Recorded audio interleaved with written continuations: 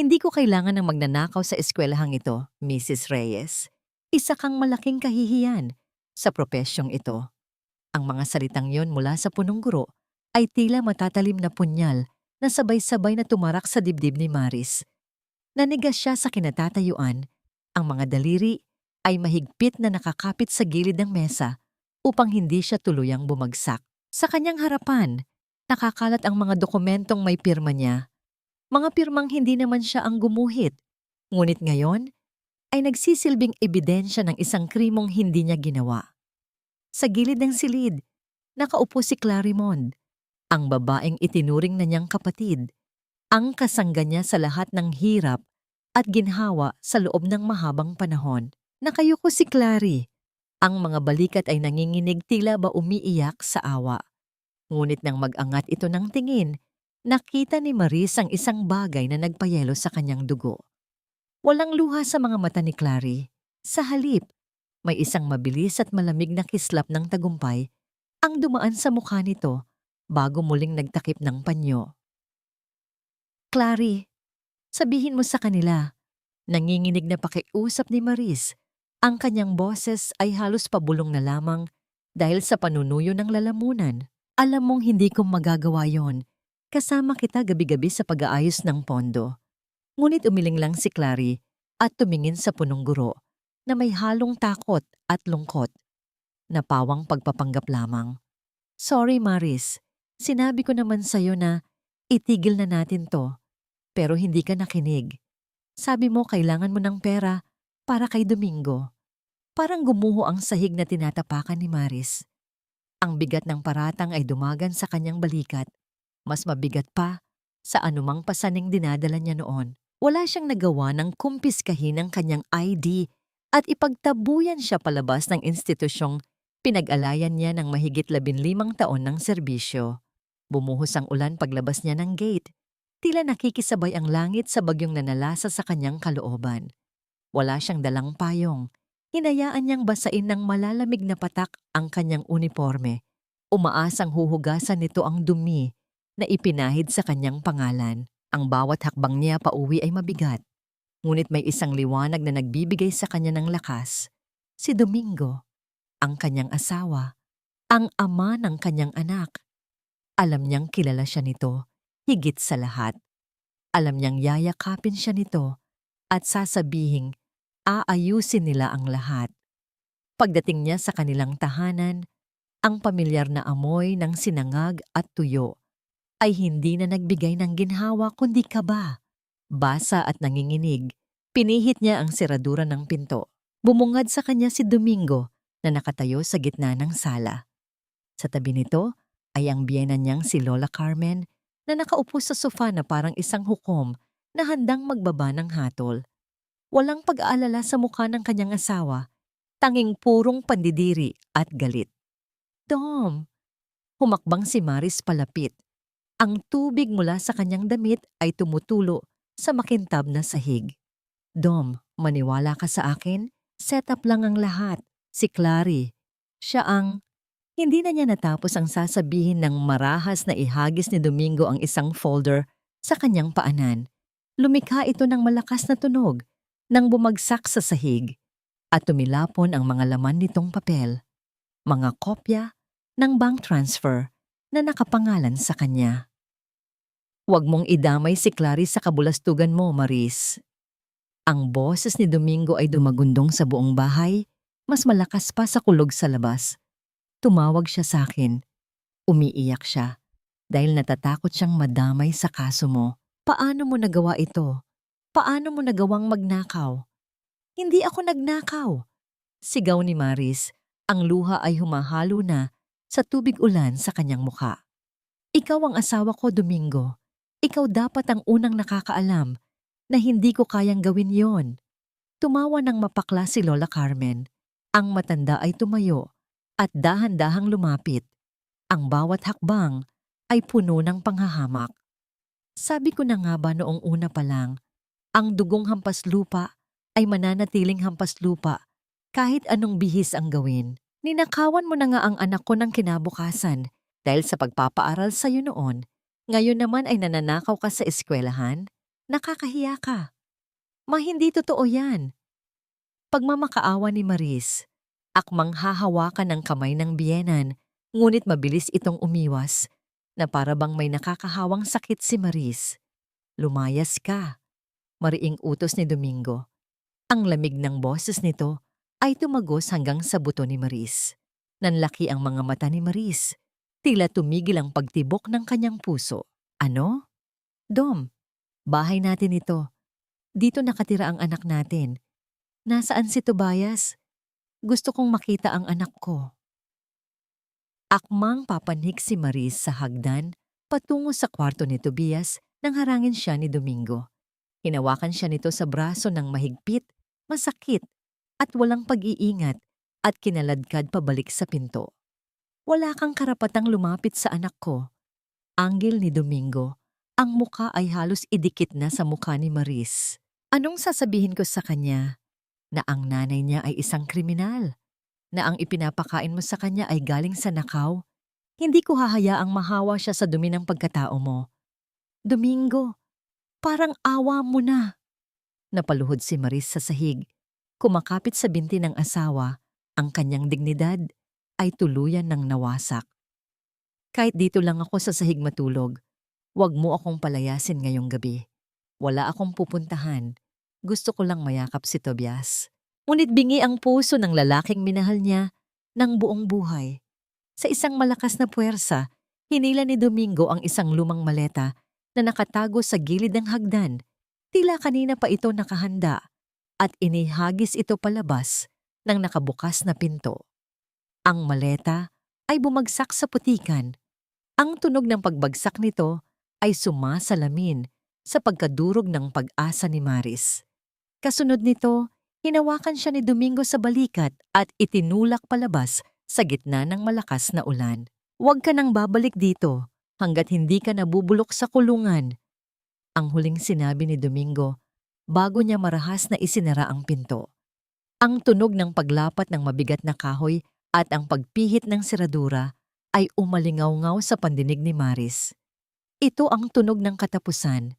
Katapusan ng kanyang pamilya, ng kanyang tahanan, ng kanyang buhay. Naiwan si Maris na nakaluhod sa semento. Ang ulan ay walang awang humahampas sa kanyang likuran. Ang kanyang mga tuhod ay gasgas. Ang kanyang puso ay warak. Sa gitna ng dilim at putik, may nakita siyang isang bagay na nahulog mula sa kanyang bulsa habang nagpupumiglas siya kanina. Ito ay ang school ID ni Tobias. Ang ID lace ay marumi na dahil sa putik, ngunit ang mukha ng kanyang anak sa litrato ay nananatiling inosente at nakangiti. Dahan-dahang kinuha ni Maris ang ID. Nanginginig ang kanyang mga kamay habang pinupunasan ng putik sa mukha ng anak gamit ang kanyang hinlalaki. Inilapit niya ito sa kanyang dibdib, niyakap ng mahigpit na para bang ito na lamang ang tanging bagay na nag-uugnay sa kanya sa katinuan. Walang lumabas na boses sa kanyang bibig, ngunit ang kanyang balikat ay yumanig sa isang tahimik at napakasakit na pag-iyak. Isang uri ng hagulgol na walang tunog dahil sa sobrang sakit. Tanging ang hangin lamang ang nakakarinig. Sa harap niya, ang bahay na pinag-ipunan niya ng bawat sentimo, ang bahay na pinuno niya ng pagmamahal, ay tila isang higanting halimaw na ngayon ay nagtataboy sa kanya. At sa huling pagkakataon, tumingala siya sa bintana ng kwarto ni Tobias. Umaasa siyang may sisilip. Umaasa siyang bubukas ang pinto at tatakbo ang asawa niya para bawiin ang lahat. Ngunit isa-isang namatay ang mga ilaw sa loob ng bahay. Una sa sala, sunod sa kusina, at huli sa kwarto sa itaas. Ang buong kabahayan ay nilamon ng dilim. Iniwan si Maris na nag-iisa sa kawalan, habang ang lamig ng gabi ay dahan-dahang pumapasok sa kanyang buto. Pilit na pinapatay ang natitirang init ng kanyang pag-asa. Sumikat ang araw, ngunit hindi nito dala ang init na inaasahan ng sinuman. Para kay Maris, ang liwanag ng umaga ay tila isang malupit na paalala na nagpapatuloy ang mundo sa pag-ikot. Kahit na ang kanyang sariling mundo ay tuluyan ng huminto at gumuho noong nakaraang gabi. Nakatago siya sa likod ng malaking puno ng acacia sa tapat ng kanilang subdivision. Ang kanyang uniforme ay gusgusin at tuyo na sa kanyang katawan, ngunit nanunuot pa rin ang lamig ng ulan sa kanyang mga buto. Nanginginig siya, hindi lamang dahil sa lagnat na nagsisimula ng gumapang sa kanyang sistema, kundi dahil sa takot. Gayunpaman, ang pagnanais na makita si Tobias bago ito pumasok sa eskwela ang nagtulak sa kanyang manatili. Kahit isang sulyap lang, kahit makita lang niya na maayos ang kanyang anak. Bumukas ang pinto ng kanyang tahanan. Napigil ni Maris ang kanyang hininga at humakbang ng bahagya pasulong, handa nang salubungin ng tingin ang kanyang mag-ama. Ngunit hindi si Domingo o si Tobias ang unang lumabas. Isang babae ang humakbang sa beranda, humihigop ng kape mula sa tasa na paborito ni Maris. Ang babaeng iyon ay si Clary. At ang suot nito ang nagpatigil sa pagtibok ng puso ni Maris. Ang kanyang kulay rosas na silk robe, ang mismong robe na iniregalo ni Domingo sa kanya noong kanilang ika-10 anibersaryo. Ang damit na yon ay sagrado para sa kanya, simbolo ng kanilang pribadong pagsasama, ngunit ngayon ay nakabalot ito sa katawan ng babaeng nagtraidor sa kanya. Parang sinaksak ng libo-libong karayom ang mga mata ni Maris. Gusto niyang sumigaw, gusto niyang sugurin si Clary, at hubarin dito ang damit na hindi naman sa kanya. Ngunit nanigas ang kanyang mga paa nang makita niya ang sumunod na tagpo. Lumabas si Lola Carmen na may dalang plato ng mainit na pandesal. Ngumiti ang matanda kay Clary. Isang ngangiting kailanman ay hindi ipinakita nito kay Maris sa loob ng mahabang panahon. Inayos pa ni Lola Carmen ang kwelyo ng robe ni Clary na tila ba ito ang tunay na reyna ng tahanang iyon. Ang pamilyang binuo ni Maris sa pamamagitan ng dugo at pawis ay napalitan sa loob lamang ng isang gabi. Tobias, bilisan mo na dyan, baka malate ka. Malambing na tawag ni Clary sa loob. Ang boses nito ay puno ng pag-aangkin. Tila inaakto na ang papel ng isang ina. Lumabas si Tobias, ang kanyang bag ay nakasukbit sa balikat, ngunit bakas sa mukha ng bata ang kalituhan. Luminga-linga ito sa paligid, hinahanap ang nakasanayang presensya ng kanyang ina na naghahatid sa kanya tuwing umaga. Papa, asan si Mama? Tanong ng bata kay Domingo na sumunod palabas. Suot ang kanyang plansadong polo na si Maris pa ang naghanda bago ang insidente. Lumuhod si Domingo sa harap ng anak, ngunit ang kanyang mga mata ay walang bahid ng awa. Wala na ang mama mo, Tobias. Umalis na siya. Iniwan na niya tayo dahil mas pinili niyang gumawa ng masama kaysa alagaan ka. Pero nagsimulang mamuo ang luha sa mga mata ni Tobias. Hush now, baby. Singit ni Clary, hinahaplos ang buhok ng bata. Nandito naman si Tita Clary. Ako na ang mag-aalaga sa'yo, okay?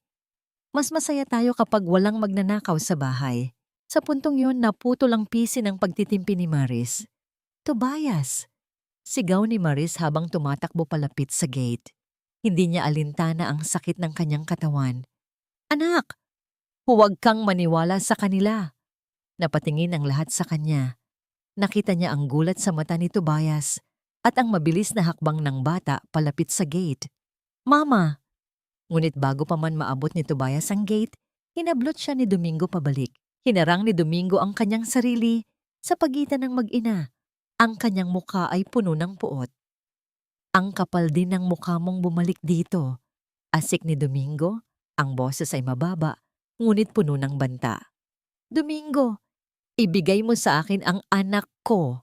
Clary, hubarin mo yang suot mo. Wala kayong karapatan. Hysterical na sigaw ni Maris. Pilit na inaabot ang kamay ni Tobias sa pagitan ng mga rehas ng gate. Ngumisi si Clary, isang ngising puno ng pang-uuyam, at hinawakan ang braso ni Tobias para hilahin ito palayo. Halika na, Tobias. Huwag kang titingin sa kanya. Baka mahawa ka sa kabaliwan ng nanay mo. Bitawan mo siya. Sigaw ni Maris, niyuyugyog ang gate. Lumapit si Domingo sa gate. Idinikit ang mukha sa rehas at bumulong ng mga salitang nagpaguho sa natitirang tapang ni Maris. Subukan mong buksan yung gate, Maris. Tatawag ako ng pulis ngayon din. Ipapadampot kita sa harap ng anak mo. Gusto mo ba yon? Gusto mo bang makita ni Tobias na pinuposasan ng nanay niya bilang isang kriminal? Natigilan si Maris.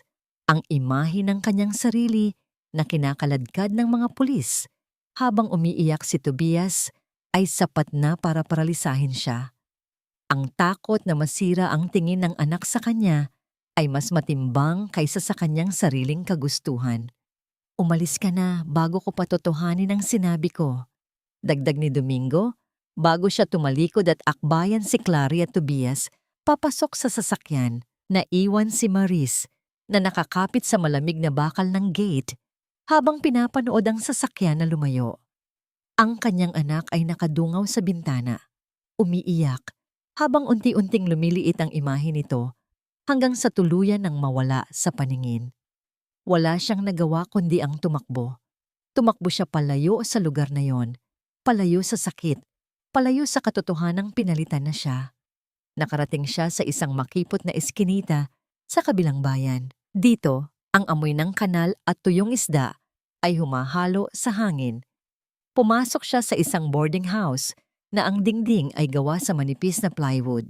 Ang kwartong nakuha niya sa kakarampot na barya sa kanyang bulsa ay halos kasing laki lang ng banyo sa dati niyang bahay. Walang kama, tanging isang manipis na banig sa sahig at isang timba para sa tubig. Isinara ni Maris ang pinto at sumandal dito. Dahan-dahang dumudulas pababa hanggang sa mapaupo siya sa sahig. Ang katahimikan ng kwarto ay binabasag ng ingay ng mga kapitbahay, mga nag-aaway na mag-asawa, umiiyak na sanggol. Ngunit sa loob ni Maris, nakakabingi ang katahimikan ng kanyang pag-iisa. Hinubad niya ang kanyang uniforme, ang tanging damit na dala niya. Kumuha siya ng tubig mula sa timba at nagsimulang maglaba.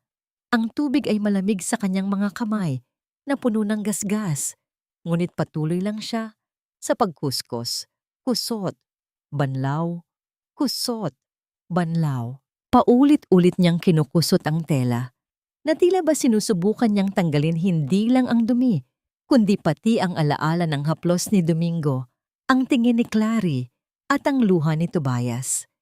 Nagsimulang manginig ang kanyang mga balikat. Gusto niyang humagulgol, gusto niyang ilabas ang sakit na sumasabog sa kanyang dibdib, ngunit alam niyang manipis ang dingding.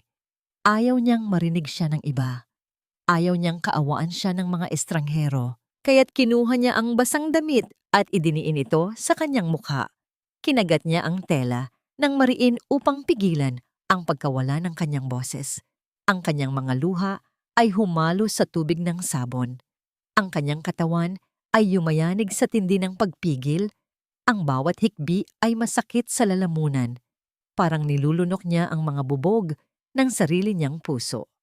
Dito, sa masikip at mabahong kwartong ito, napagtanto ni Maris na wala na siyang matutuluyan. Wala na siyang mauuwian. Siya ay isa na lamang anino ng babaeng dati niyang kilala. Sa gitna ng kanyang pagluluksa, biglang may dumagundong na malakas na katok sa pinto. Napatigil si Maris. Ang kanyang puso ay kumabog ng mabilis at malakas sa kanyang dibdib, tila ba gusto nitong tumalon palabas. Nanlaki ang kanyang mga mata habang nakatitig sa gumagalaw na siradura ng pinto dahil sa lakas ng pagkatok. Pulis ba yon? Tinawagan ba talaga ni Domingo ang mga awtoridad? Narito na ba sila para pusasan siya at tuluyan ng ilayo kay Tobias habang buhay? Napaurong si Maris hanggang sa sumayad ang kanyang likod sa malamig na pader. Yakap-yakap ang sarili habang ang mga katok ay nagpapatuloy na tila mga hatol ng kamatayan na humahampas sa kanyang pintuan.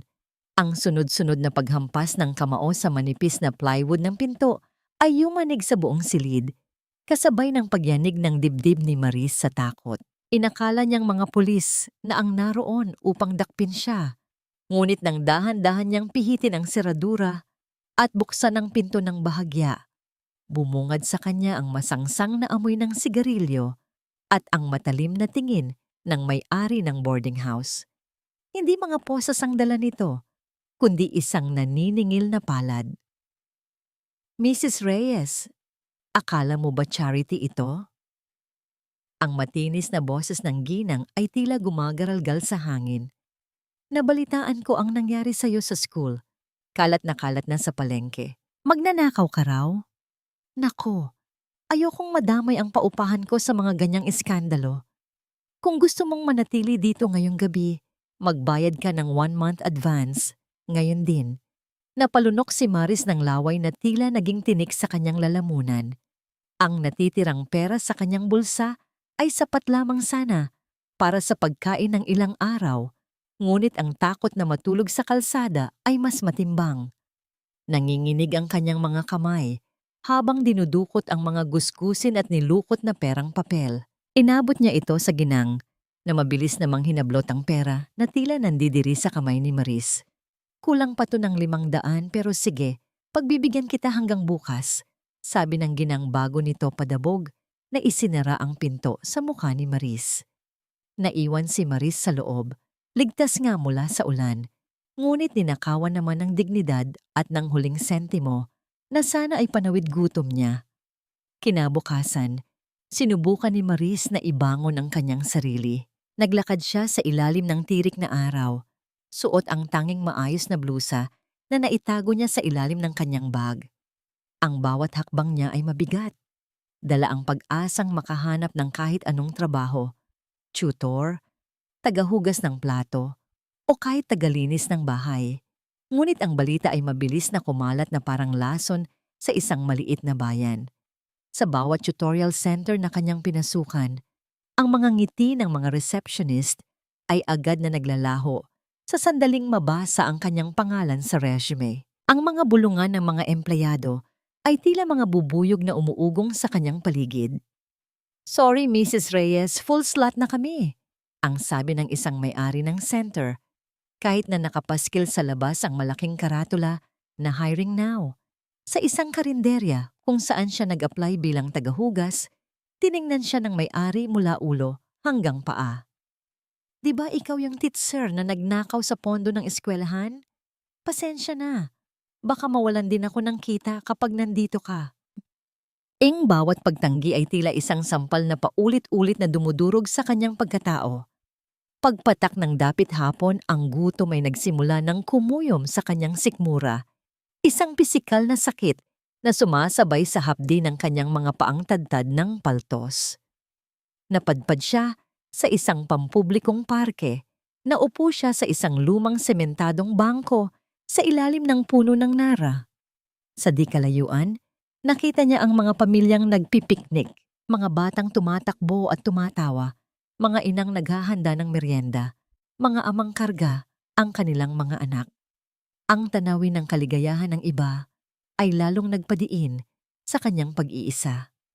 Napayuko si Maris, itinakip ang mga palad sa kanyang mukha. Ang dilim ng gabi ay nagsisimula nang bumalot sa paligid kasabay ng dilim na lumalamon sa kanyang pag-asa.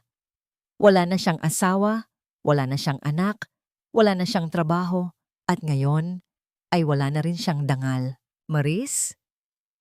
Isang pamilyar at baritonong boses ang bumasag sa kanyang pag-iisip.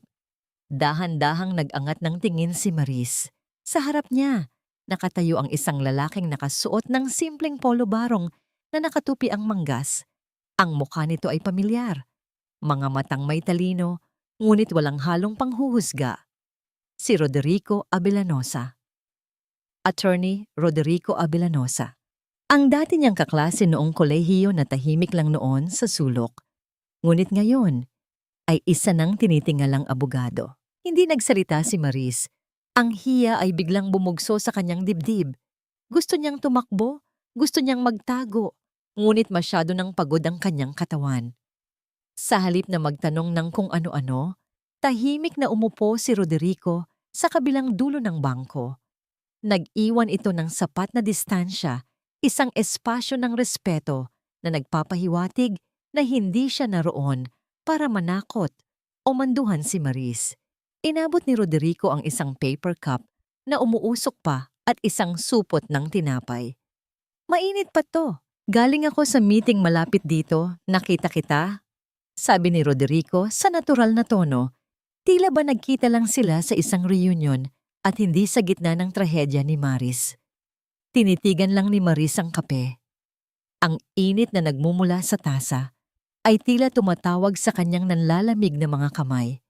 Nanginginig ang kanyang mga daliri nang abutin niya ito. Nang dumampi ang init ng tasa sa kanyang palad, isang kakaibang ginhawa ang gumapang sa kanyang sistema. Hindi lang dahil sa temperatura, kundi dahil sa simpleng katotohanan na may isang tao pa palang handang mag-abot ng kamay sa kanya. Salamat! Garalgal ang boses ni Maris.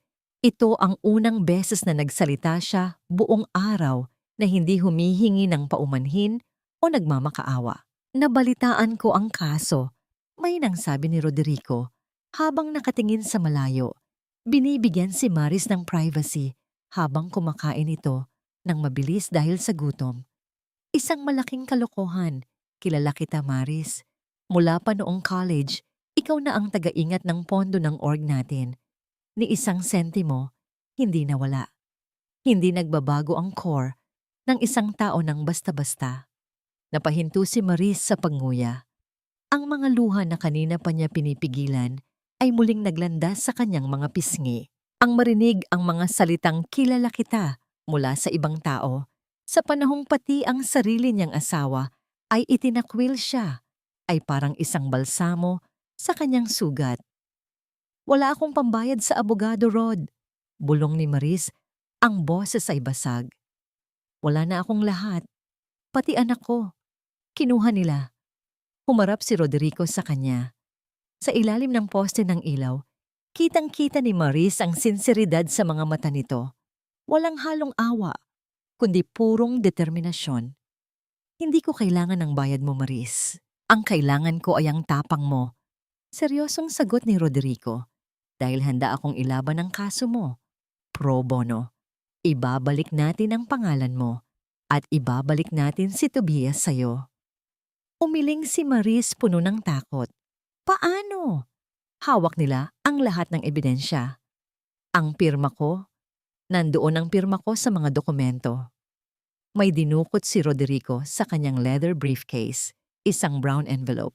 Inilabas niya ang isang malabong litrato, isang printout mula sa CCTV footage. Akala nila nasira na ang lahat ng copy ng CCTV noong gabing yon. Paliwanag ni Roderico. Ang kanyang boses ay may halong talim ng isang profesional na nakatuklas ng butas sa kaso. Pero may nakalimutan sila. Ang backup server sa administration building ay hindi konektado sa main system.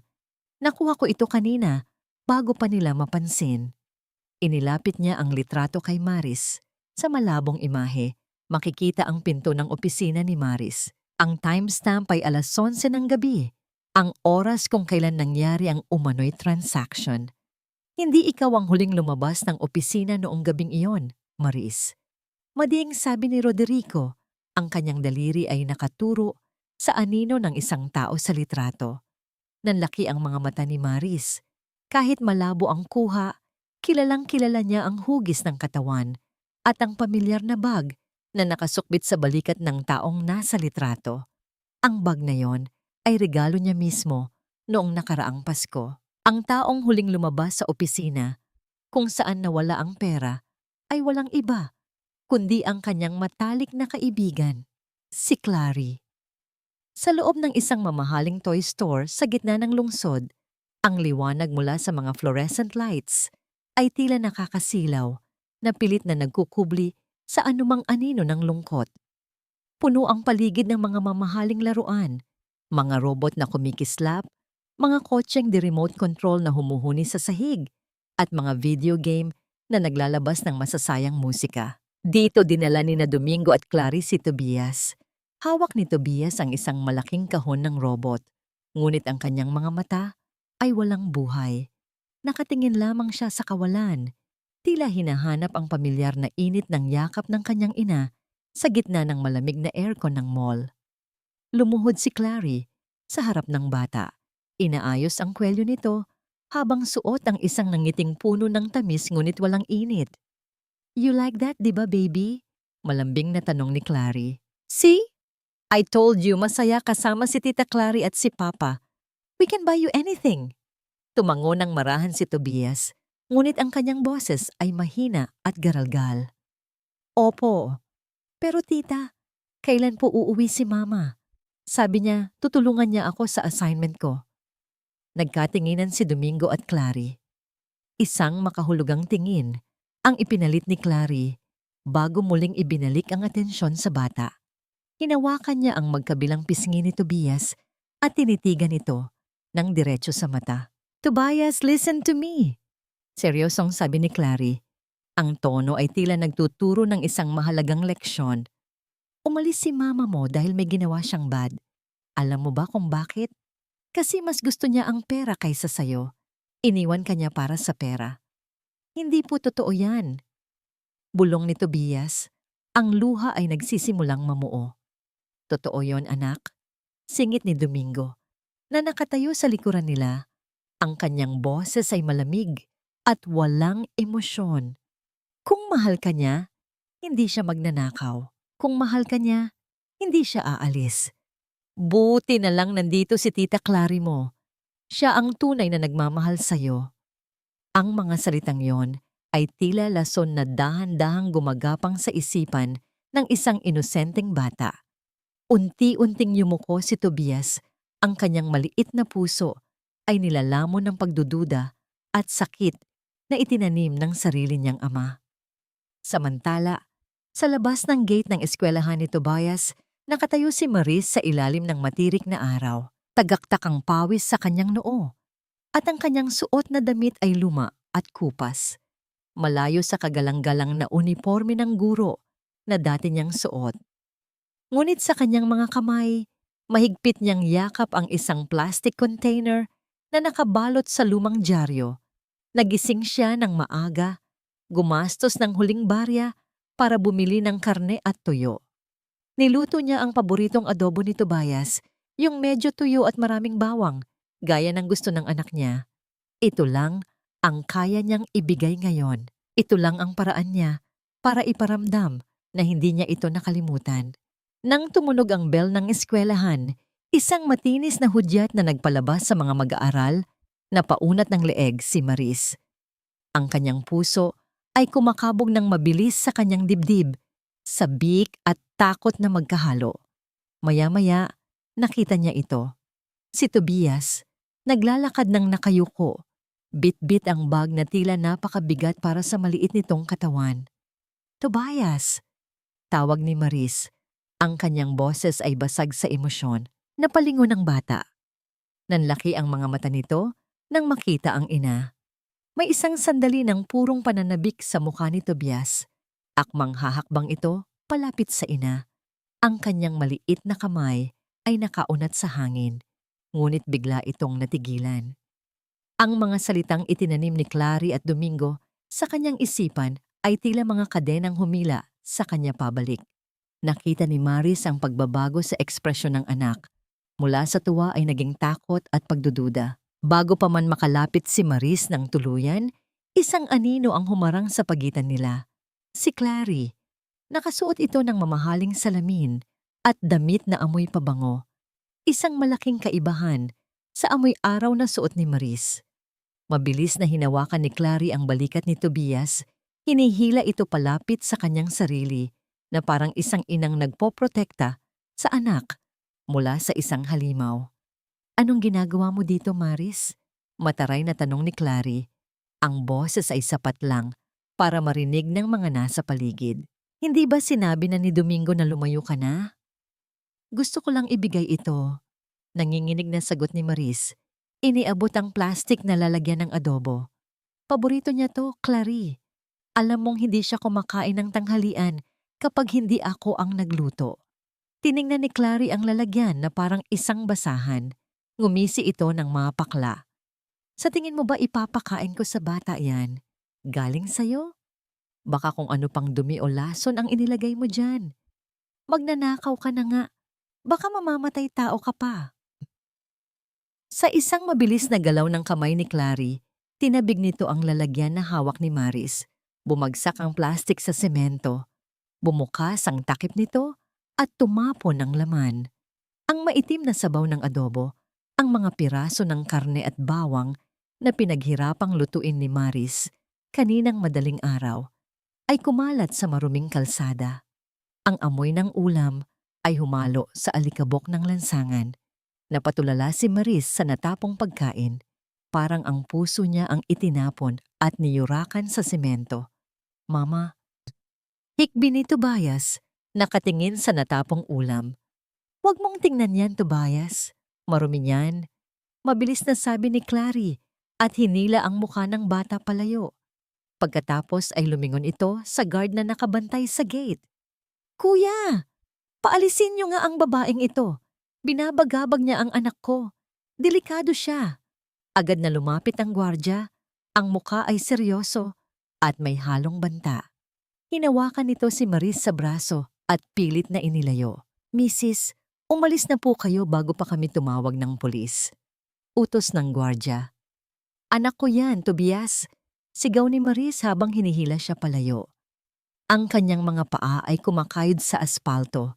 Pilit na lumalaban. Ngunit wala siyang lakas laban sa higpit ng hawak ng gwardya. Ang huling nakita niya ay ang likod ni Tobias habang isinasakay ito ni Clary sa kotse. Hindi na lumingon ang bata.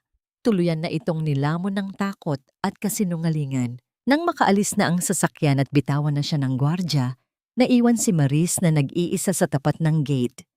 Ang mga magulang at estudyante sa paligid ay nakatingin sa kanya, nagbubulungan. Ang mga mata ay puno ng panghuhusga. Dahan-dahang lumapit si Maris sa natapong adobo. Lumuhod siya sa semento, hindi alintana ang dumi sa kanyang palda. Pinulot niya ang plastic container na wala ng laman. Kinuha niya ang takip na tumalsik sa gilid ng kanal. Pinunasan niya ito gamit ang laylayan ng kanyang damit. Ang kanyang mga luha ay pumapatak sa basang semento. Sayang, sayang ang karne. Sayang, sayang ang karne. Sayang ang pagod at pagmamahal na ibinuhos niya sa nilutong yon.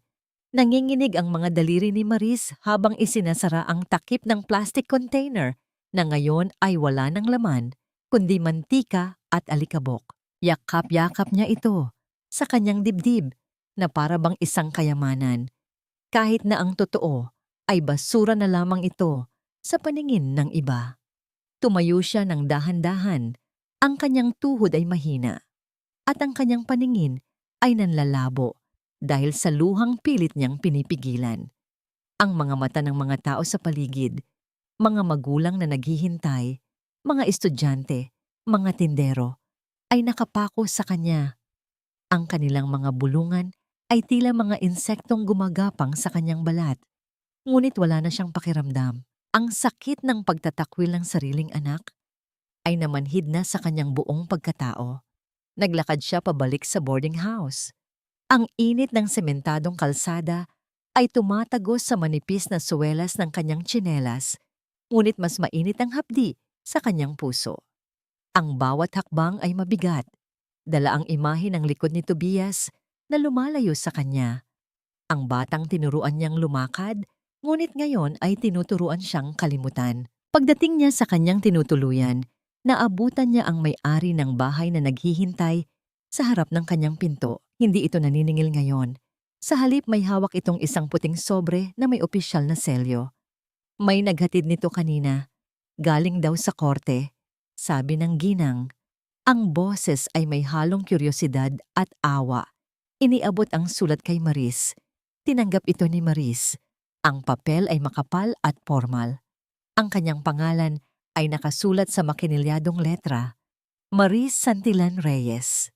Pumasok siya sa kanyang maliit na kwarto at naupo sa banig. Ang kanyang mga kamay, na amoy toyo at bawang pa rin mula sa natapong adobo, ay nanginginig habang pinupunit ang gilid ng sobre. Binuksan niya ang nakatuping dokumento. Ang mga salitang legal sa English ay tila mga dayuhang salita na mahirap intindihin, ngunit ang diwa nito ay tumarak ng diretso sa kanyang puso. Petition for annulment and sole custody, temporary restraining order. Nanlaki ang mga mata ni Maris. Binasa niya ang mga nakasaad na dahilan. Moral turpitude due to theft cases, psychological incapacity, history of child neglect. Ang bawat paratang ay isang kasinungalingan. Ang bawat pangungusap ay lason na nilikha ni Domingo para patayin siya ng hindi ginagamitan ng baril. Hindi lang siya pinalayas. Gusto siyang burahin ni Domingo sa mundo ni Tobias ng legal. Ang restraining order ay nangangahulugang bawal na siyang lumapit sa anak, bawal na siyang tumawag, bawal na siyang magpakita. Kahit sa gate ng eskwelahan, kahit sa panaginip, bumagsak ang papel sa kanyang hita. Napatingin si Maris sa kisame ng kanyang madilim na kwarto. Wala nang luhang lumabas sa kanyang mga mata. Naubos na ito kanina sa kalsada. Ang natira na lamang ay isang malalim at nakakatakot na katahimikan sa loob ng kanyang dibdib. Akala niya ay nakuha na nila ang lahat. Pero hindi pa pala sapat kay Domingo at Clary na agawin ang kanyang bahay at pera. Gusto nilang putulin ang tanging ugat na nagdudugtong sa kanya sa buhay, ang kanyang pagiging ina. Hinawakan niya ng mahigpit ang sulat hanggang sa malukot ito sa kanyang kamao. Sa gitna ng katahimikan ng silid, naramdaman niya ang pagbabago ng ihip ng hangin sa loob niya. Ang sakit ay dahan-dahang nagiging galit. Ang takot ay nagiging determinasyon. Kung gagamitin nila ang batas para durugin siya, pwes, kailangan niyang matutong lumaban gamit ang parehong sandata. Ang piraso ng papel na hawak ni Maris ay tila mas mabigat pa sa mundo. Nakatitig siya sa mga salitang temporary restraining order habang ang kanyang puso ay pinipigan ng isang hindi maipaliwanag na takot. Ang bawat letra ay parang rehas na bakal na tuluyan nang naghihiwalay sa kanya at kay Tobias. Nanginginig ang kanyang buong katawan, hindi dahil sa lamig ng gabi, kundi dahil sa desperasyon na unti-unting lumalamon sa kanyang katinoan. Sa gitna ng kanyang pagkataranta, dumating si Attorney Roderico. Hindi siya kumatok ng malakas o ng bulabog. Ang kanyang presensya ay tahimik at matatag, parang isang pader na masasandalan sa gitna ng bagyo. Kinuha niya ang sulat mula sa nanginginig na kamay ni Maris at binasa ito ng mabilis ngunit masusi. Walang gulat sa kanyang mukha, tanging ang pagpapatigas ng kanyang panga ang nagpahiwatig ng kanyang galit sa kawalang katarungan. Pananakot lang ito, Maris. Ang boses ni Roderico ay malalim at kalmado. Isang balsamo sa nagwawalang damdamin ni Maris. Gusto nilang sumuko ka bago pa man tayo magsimula. Pero hindi tayo papayag. Ang takot ay sandata ng mga duwag. Tumingala si Maris. Ang kanyang mga mata ay namamaga sa kakaiyak. Paano tayo lalaban, Rod? Hawak nila ang anak ko. Hawak nila ang eskwelahan. Ako, wala akong hawak kundi ang sarili ko. May hawak tayong katotohanan, sagot ni Roderico. At kailangan lang nating hanapin ang taong makakapagsabi nito. Agad nilang binuo ang plano. Ang malabong CCTV footage na nakuha ni Roderico ay nagpapakita kay Clary, ngunit hindi nito maipapaliwanag kung paano naganap ang transaksyon sa loob. Kailangan nila ng saksi at iisa lang ang tao na laging naiiwan sa eskwelahan tuwing gabi. Si Aling Belen, ang matandang janitress na madalas tulungan ni Maris noon sa pambili ng gamot para sa apo nito. Nagtungo sila sa isang liblib na bahagi ng bayan kung saan nakatira si Aling Beleno. Ang lugar ay masikip, puno ng mga dikit-dikit na barong-barong na gawa sa pinagtagpi-tagping yero at kahoy. Ang hangin ay amoy usok at kanal, ngunit para kay Maris, ito ang lugar ng huling pag-asa. Natagpuan nila si Aling Belen na naglalaba sa labas ng kanyang maliit na bahay. Nang makita ng matanda si Maris, agad na namutla ang mukha nito. Binitiwan nito ang planggana at akmang papasok sa loob upang magtago. Nay Belen, sandali lang po. Tawag ni Maris. Ang kanyang boses ay puno ng pagsusumamo. Huminto ang matanda, ngunit hindi lumingon. Ang kanyang mga balikat ay nakayuko, tila pasan ang bigat ng isang malaking lihim. Nay Belen! Lumapit si Maris ng dahan-dahan. Alam kong natatakot kayo. Alam kong baka mawalan kayo ng trabaho kapag kinausap niyo ako. Pero, kinuha na nila ang anak ko, Nay. Kinuha na nila si Tobias. Dahan-dahang humarap si Aling Belen. Nakita ni Maris ang takot at awa sa mga mata nito. Ma'am Maris, pasensya na po. Nanginginig na sabi ng matanda. Ayokong madamay. May sakit ang apo ko. Kailangan ko ng trabaho. Sinabihan kami ng prinsipal na huwag makipag-usap sa inyo. Hindi nagalit si Maris. Sa halip lumapit siya at marahang hinawakan ang magagaspang na kamay ni Aling Belen. Ang mga kamay na sanay sa hirap. Tinitigan niya ito ng diretso sa mata. Hindi bilang isang dating amo, kundi bilang isang ina sa kapwa-ina. Naiintindihan ko po kayo. Malumanay na sabi ni Maris. Noong naospital ang apo nyo, hindi ba't ginawa nyo ang lahat para sa kanya? Ganoon din po ako ngayon. Gagawin ko ang lahat para kay Tobias. Hindi ko po kayo pipiliting magsinungaling. Ang hinihingi ko lang po ay ang totoo. Kasi ang katotohanan lang ang makakapagbalik sa anak ko. Bumagsak ang depensa ni Aling Belen. Ang luha ng matanda ay nagsimulang pumatak sa kanyang pisngi. Ang utang na loob at ang kanyang konsensya ay hindi na kayang patahimikin ng takot. Nakita ko sila, ma'am. Humahagulgol na pag-amin ni Aling Belen. Noong gabing nawala ang pera, naglilinis ako sa hallway. Nakita ko si Ma'am Clary na pumasok sa opisina niyo. Hindi siya nag-iisa. Napahawak si Maris sa braso ni Roderico. Sino ang kasama niya? Isang lalaki. Hindi ko nakita ang mukha kasi nakatalikod at madilim. Patuloy ni Aling Belen pinupunasan ang sipon at luha, gamit ang laylayan ng kanyang damit. Pero nakita ko silang nagbukas ng computer niyo. Akala ko, may inutos lang kayo, kaya hindi ko na pinansin. Pero narinig ko silang nagtatawanan. Parang nagdiriwang. Parang gumuho ang mundo ni Maris sa narinig. Pinagkaisahan siya sa loob mismo ng kanyang opisina habang wala siya. Sa sobrang bigat ng emosyon, napaupo si Maris sa isang lumang bangkito. Ang kanyang mga luha ay muling bumalong, ngunit sa pagkakataong ito, hindi dahil sa lungkot, kundi dahil sa halong galit at ginhawa na may nakakita sa katotohanan. Sa sandaling iyon, tahimik na dumukot si Roderico ng isang panyo mula sa kanyang bulsa. Ito ay malinis, puti, at may borda ng inisyal nito. Hindi niya niyakap si Maris. Alam niyang kailangan nito ng espasyo para huminga. Sa halip, maingat niyang inilagay ang panyo sa nanginginig na palad ni Maris at marahang tinapik ang likod ng kamay nito. Isang simpleng kilos na nagsasabing, nandito ako, hindi ka nag-iisa. Ito ang golden moment na nagbigay ng kaunting init sa nanlalamig na puso ni Maris. Nay Belen, seryosong tanong ni Roderico, inilalabas ang kanyang notebook. Kailan po ito nangyari? Sigurado po ba kayo sa petsa?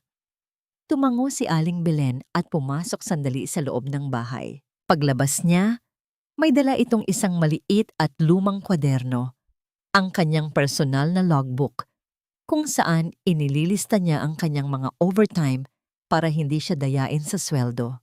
Binuklat ng matanda ang kwaderno at itinuro ang isang pahina na may petsa at oras. Ito po, attorney, 11:00 ng gabi. Tandang-tanda ko, kasi birthday ng apo ko, kinabukasan, kaya nag-overtime ako para may pandagdag sa handa. Tinunghaya ni Maris ang petsang nakasulat. Nanlaki ang kanyang mga mata. Ang dugo sa kanyang mukha ay tila naubos at namutla siya ng husto. Napahawak siya sa kanyang bibig upang pigilan ang isang hikbi ng pagkadesmaya. Maris, anong meron sa petsang ito? Nag-aalalang tanong ni Roderico. Tumingin si Maris kay Roderico. Ang kanyang mga mata ay puno ng sakit ng pagtataksil na higit pa sa inaasahan niya. Rod? Garalgal ang boses ni Maris. Ang petsang yan. Yan ang gabi ng anibersaryo namin ni Domingo. Bumalik sa alaala ni Maris ang gabing iyon. Nagluto siya ng espesyal na hapunan.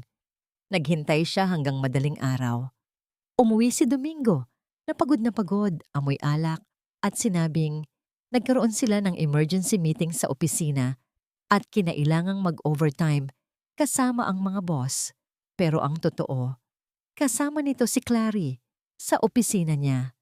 Ginagawa ang krimen na sisira sa buhay niya sa mismong gabi na ipinagdiriwang dapat nila ang kanilang pagmamahalan. Ang katahimikan sa paligid ay nabasag lamang ng mabilis na tibok ng puso ni Maris at ang bigat ng katotohanang ngayon lang luminaw. Ang kanyang asawa ay hindi lang basta sumama sa ibang babae. Ang kanyang asawa ang mismong arkitekto ng kanyang pagbagsak. Ang gabi ay malalim at tahimik sa loob ng maliit na opisina ni Attorney Roderico. Ang tanging liwanag ay nagmumula sa isang desk lamp na nagahagis ng mahahabang anino sa mga nakatambak na papeles sa mesa. Nakaupo si Maris sa isang silya. Ang kanyang mga mata ay nakapako sa kalendaryong nakasabit sa dingding, ngunit ang kanyang isipan ay naglalakbay pabalik sa isang gabing puno ng kasinungalingan. Tandang-tanda niya ang gabing iyon, ang anibersaryo nila. Nagluto siya ng kare-kare, nagbihis ng maganda, at naghintay hanggang sa lumamig ang sabaw at matunaw ang kandila. Umuwi si Domingo na amoy alak at sigarilyo, humingi ng tawad dahil sa trabaho, at natulog agad. Niyakap pa niya ito ng mahigpit na awa sa pagod ng asawa. Iyon pala, sa mga oras na yon, kasama nito si Clary sa opisina. Ninanakawan hindi lang ang eskwelahan, kundi pati ang kinabukasan ng kanilang pamilya. Maris, kumain ka muna. Ang malambing na boses ni Roderico ang humila sa kanya pabalik sa kasalukuyan. Inilapag ng abogado ang isang styrofoam ng mainit na beef pares at isang tasa ng kanin sa harap niya. Sorry, yan lang ang bukas sa oras na ito. Paumanhin ni Roderico, inaayos ang mga kubyertos para kay Maris. Kailangan mong lumakas. Mahabang laban ito. Tiningnan ni Maris ang pagkain. Pagkatapos ay tumingin siya kay Roderico. Pagod na ang mukha ng abogado. Nakalundo ang kurbata at magulo ang buhok. Ngunit ang mga mata nito ay nananatiling nakatuon sa kanya ng may pag-aalala. Sa loob ng mahabang panahon, sanay si Maris na siya ang nag-aasikaso sa iba. Siya ang nagbabalat ng prutas para kay Domingo. Siya ang naghihimay ng isda para kay Tobias. Ngayon, may ibang gumagawa nito para sa kanya. Salamat, Rod, bulong ni Maris. Kinuha niya ang kutsara at sa unang subo ng mainit na sabaw, naramdaman niya ang init na gumapang sa kanyang nanlalamig na sikmura. Kasabay nito ay ang pagtulo ng isang luha mula sa kanyang mata. Hindi nagsalita si Roderico. Tahimik lang itong kumuha ng tissue at inilapag sa tabi ng kamay ni Maris. Hindi siya namilit na tumahan si Maris. Hinayaan niya lang itong damdamin ng sakit habang sinisiguradong hindi ito nag-iisa. Ang katahimikan sa pagitan nila ay hindi nakakailang. Ito ay isang uri ng pahinga na matagal nang ipinagkait kay Maris ng tadhana. Ito ang golden moment ng gabing iyon. Isang simpleng hapunan sa gitna ng unos kung saan naramdaman ni Maris na siya ay tao pa rin na karapat-dapat alagaan. Kinabukasan bumalik si Maris sa kanyang boarding house para magpahinga sandali. Ngunit ang kapayapaan ay mailap. Isang itim na sasakyan ang nakaparada sa tapat ng masikip na eskinita. Agaw pansin sa mga kapitbahay. Mula rito ay bumaba si Lola Carmen. Nakatakip ang panyo sa ilong ng matanda. Tila nandidiri sa amoy ng paligid. Ang suot nitong mamahaling damit ay mukhang katawa-tawa sa gitna ng mga sampayan ng mga kapitbahay.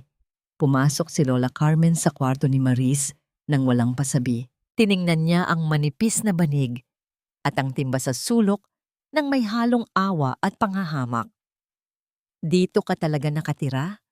Panimula ni Lola Carmen, pinapahewang ang kanyang pamaypay. Sa bagay ka dito. Dito ka naman nanggaling, di ba? Nanatiling nakatayo si Maris. Ang kanyang mga kamay ay nakakuyom sa gilid. Anong kailangan nyo, Lola Carmen? Kung wala kayong magandang sasabihin, pwede na kayong umalis. Tumawa ng mahina ang matanda. Binuksan nito ang kanyang bag at naglabas ng isang makapal na brown envelope. Inihagis niya ito sa paanan ni Maris. Pera yan, sabi ni Lola Carmen. Sapat na yan para makapagsimula ka sa probinsya. Malayo dito. Ang kapalit lang, pipirmahan mo ang waiver ng custody kay Tobias at aaminin mo sa korte na ikaw ang nagnakaw. Tiningnan ni Maris ang envelope. Alam niyang malaki ang laman noon. Pwede siyang makabili ng bahay, makapagsimula ng negosyo, at tapusin na ang hirap. Pero ang kapalit ay ang kanyang anak at ang kanyang dangal. Dahan-dahang yumuko si Maris. Inakala ni Lola Carmen na dadamputin niya ang pera. Ngunit sa halip, tinitigan lang ito ni Maris at muling tumayo ng tuwid. Tumingin siya ng diretso sa mata ng kanyang biyenan. Isang bagay na hindi niya ginawa sa loob ng 10 taon ng pagsasama. Lola Carmen, matatag na wika ni Maris. Buong buhay ko, pinagsilbihan ko kayo. Tiniis ko ang mga pasaring nyo dahil mahal ko si Domingo at nire-respeto ko kayo. Pero ngayon, wala na akong utang na loob sa inyo. Hindi na bibili ang anak ko at lalong hindi na bibili ang katotohanan.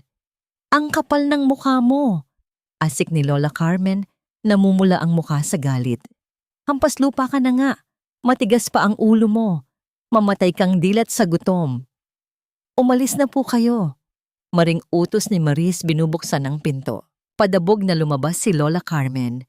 Ang tunog ng kanyang takong ay mariin na tumatama sa sahig na semento. Naiwan ang envelope sa sahig, isang simbolo ng tuksong tinanggihan ni Maris. Huminga ng malalim si Maris. Nanginginig pa rin ang kanyang tuhod, pero sa unang pagkakataon, naramdaman niya ang isang uri ng gaan. Wala na ang kadena ng hiya. Malaya na siya sa pang-aapi ng pamilya ng asawa niya. Nang gabi ring iyon, nagmamadaling bumalik si Maris sa opisina ni Roderico. Tumawag ang abogado. Sinabing may nakuha na itong resulta mula sa investigasyon sa dummy company na tumanggap ng pera ng eskwelahan. Pagpasok ni Maris, nakita niyang seryoso ang mukha ni Roderico habang hawak ang isang bank statement. Maris, tingnan mo ito, sabi ni Roderico. Inilalapag ang papel sa mesa. Ang kumpanyang tumanggap ng pondo ay nakapangalan sa isang malayong pinsan ni Clary, isang Velez. Tama ang hinala natin. Ginamit nila ang pangalan ng kamag-anak ni Clary. Ibig sabihin, si Clary ang kumuha ng pera? Tanong ni Maris. Ang galit ay nagsisimulang uminit sa kanyang dibdib. Diyan nagkakamali ang lahat, sagot ni Roderico. At itinuro ang sumunod na linya sa statement. Tingnan mo kung saan napunta ang pera pagkatapos pumasok sa account ng pinsan niya. Wala pang 24 oras, inilipat ang buong halaga sa isang private offshore account. Sinundan ni Maris ang daliri ni Roderico. Ang pangalan ng beneficiary ng offshore account ay hindi nakatago. Ito ay nakapangalan sa isang online casino platform at ang depositor reference ay isang pangalang kilalang-kilala ni Maris. D-Reyes, napahawak si Maris sa bibig. Si Domingo? Bulong niya. Ang boses ay halos hindi makalabas. Nasa kanya ang pera? Hindi lang nasa kanya. Pagtatama ni Roderico, ang kanyang boses ay may halong lungkot para kay Maris. Ubos na ang pera, Maris. Ipinambayad niya ito sa utang sa sugal. Ang investment na sinasabi niya sa'yo noon? Hindi yun totoo. Nalulong siya sa online gambling. Ginamit niya si Clary para nakawin ang pondo. Pero hindi alam ni Clary na wala na palang matatanggap na hatian. Nanlamig ang buong katawan ni Maris. Ang akala niyang simpleng panloloko at pakikiapid ay isa palang mas malalim at mas madilim na plano. Ginamit siya ni Domingo. Ginamit nito si Clary. Ang sarili nitong asawa ay isang halimaw na kayang isakripisyo ang lahat, pati ang kalayaan ng asawa at kinabukasan ng anak, para lang sa bisyo. Rod. Nanginginig na sabi ni Maris habang ang katotohanan ay unti-unting lumilinaw sa kanya. Kung alam ni Clary na wala na ang pera, anong gagawin niya? Magkakagulo sila. Seryosong sagot ni Roderico, isinasara ang folder. At yon ang gagamitin natin para wasakin sila. Ang dilim sa masikip na eskinita, pauwi sa boarding house ay tila mas mabigat kaysa sa karaniwan. Ang tanging liwanag ay nagmumula sa isang pundidong poste ng ilaw na kumukurap-kurap. Naghahatid ng aninong tila sumasayaw sa sementadong pader. Dama ni Maris ang pagod sa kanyang bawat hakbang, ngunit ang kanyang isipan ay gising na gising, puno ng mga plano at pag-asa dahil sa natuklasang katotohanan. Subalit, bago pa man niya marating ang pinto ng kanyang tinutuluyan, isang pamilyar na bango ng mamahaling kolon na humalo sa amoy ng alak ang tumama sa kanyang pangamoy. Alam na alam niya ang amoy na yon. Ito ang amoy na dati ay nagbibigay sa kanya ng kilig noong unang panahon, ngunit ngayon ay naghahatid na lamang ng kilabot. Mula sa dilim, humakbang palabas si Domingo. Wala na ang maayos at kagalang-galang na bihis nito. Gusot ang kanyang polo, malalim ang itim sa ilalim ng mga mata, at ang kanyang mukha ay puno ng desperasyon na nagkukubli sa likod ng kayabangan. Ang galing mo rin pala, Maris, panimula ni Domingo. Ang boses nito ay mababa, garalgal, at punong-puno ng banta. May paabogado ka pa ngayong nalalaman. At talagang si Roderico pa? Ang lalaking noon pa man ay may gusto na sayo? Anong bayad mo sa kanya? Katawan. Naramdaman ni Maris ang pag-akyat ng dugo sa kanyang mukha. Ang insulto ay parang sampal, ngunit hindi siya umatras. Itinuwid niya ang kanyang likod, pilit na humuhugot ng tapang mula sa mga salita ni Roderico kanina. Wala kang karapatang bastusin ako, Domingo. Matigas na sagot ni Maris, bagaman nanginginig ang kanyang mga tuhod. Ginagawa niya ang trabaho niya para ilabas ang totoo. Ang totoong ikaw ang nagnakaw sa pondo ng eskwelahan para isugal. Nanlaki ang mga mata ni Domingo. Sa isang iglap, nawala ang kanyang pagiging kalmado. Mabilis siyang lumapit at hinawakan ng mahigpit ang braso ni Maris. Ang kanyang mga kuko ay bumaon sa laman ni Maris, nagdulot ng matinding hapdi. Wala kang alam. Sigaw ni Domingo, ang amoy ng alak ay bumuga sa mukha ni Maris. Wag na wag mong subukang kalabanin ako, Maris. Hawak ko si Tobias. Gusto mo bang tuluyan kong lasunin ang utak ng anak mo? Isang salita ko lang. Maniniwala siyang ikaw ang pinakamasamang ina sa mundo. Gusto mo bang lumaki siyang kinamumuhian ka? Ang pagbanggit sa pangalan ni Tobias ay tila mitya na nagsindi sa natutulog na bulkan sa dibdib ni Maris. Ang takot na kanina ay bumabalot sa kanya ay biglang naglaho at napalitan ng isang nag-aapoy na galit. Sa loob ng maraming taon, nanahimik siya. Nagpa-under siya, hinayaan niyang tapakan siya ni Domingo at ng pamilya nito para sa kapayapaan ng tahanan. Pero hindi na ngayon. Hindi na pwede. Sa bilis na hindi niya inaasahan, itinaas ni Maris ang kanyang libreng kamay. Ang tunog ng kanyang palad na dumapos sa pisngi ni Domingo ay umalingaw-ngaw sa tahimik na eskinita. Napabitaw si Domingo. Napahawak ito sa kanyang pisngi, ang kanyang mga mata ay nanlalaki sa gulat at hindi makapaniwala. Ang pamamanhid ng palad ni Maris ay gumapang hanggang sa kanyang braso. Ngunit kasabay nito ay ang pag-aalsa ng kanyang dibdib sa isang uri ng tapang na ngayon lamang niya naramdaman. Halimaw ka. Madiing bulong ni Maris. Ang kanyang boses ay nanginginig hindi sa takot, kundi sa galit. Hindi ako natatakot sa'yo at hinding-hindi ko hahayaang lasunin mo ang isip ng anak ko. Ang gulat sa mukha ni Domingo ay mabilis na napalitan ng isang madilim at nakakatakot na puot. Umatras ang dugo sa kanyang mukha at napalitan ito ng pamumula ng matinding galit. Itinaas niya ang kanyang kamao. Handang gumanti ng isang suntok na siguradong dudurog sa babaeng nasa harapan niya. Napapikit si Maris, inihanda ang sarili sa sakit na darating. Ngunit hindi dumapo ang kamao. Sa halip, isang mahigpit na kamay ang pumigil sa braso ni Domingo sa ere. Subukan mo, Domingo. Ang boses ni Roderico ay dumagundong sa eskinita, malamig at matatag, walang bakas ng takot. Mabilis na napalingon si Domingo. Ang kamao niyang nakataas ay nanatili sa ere. Ngunit ang lakas nito ay biglang naglaho nang makita niya ang galit sa mga mata ng abogado. Mas matangkad si Roderico kay Domingo at ang kanyang tindig ay nagpapakita ng isang uri ng kapangyarihan na hindi nabibili ng pera o kasinungalingan, ang kapangyarihan ng batas at katwiran. "Get your hands off me!" Pilit na kumakawala si Domingo sa pagkakahawak ni Roderico, ngunit mas humigpit ang hawak ng abogado. "Umalis ka na, habang nakakapagtimpi pa ako, Reyes.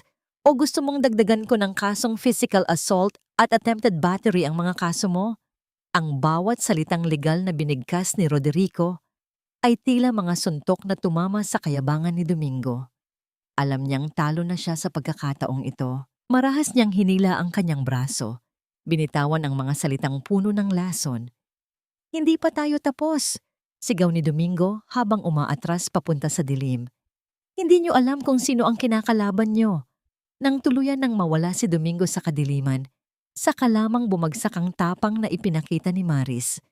Ang kanyang mga tuhod ay nanghina at napasandal siya sa pader. Ang kanyang paghinga ay mabilis at mababaw. "Okay ka lang?"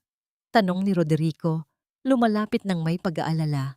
Ngunit nanatili ang distansya upang hindi siya mabigla. Tumango si Maris, ngunit hindi siya makapagsalita. Hinagod niya ang kanyang braso kung saan bumaon ang mga daliri ni Domingo kanina. May mga marka na ng pasa roon, isang pisikal na paalala ng karahasang nagkukubli sa likod ng magandang mukha ng kanyang asawa.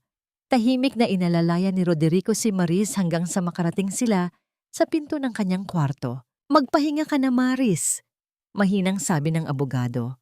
"Ako na ang bahala. Sisiguraduhin kong hindi ka na niya malalapitan ulit."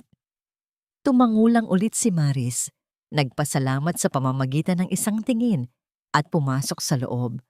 Pero ang inaasahan niyang santuwaryo ng kapayapaan ay nawala.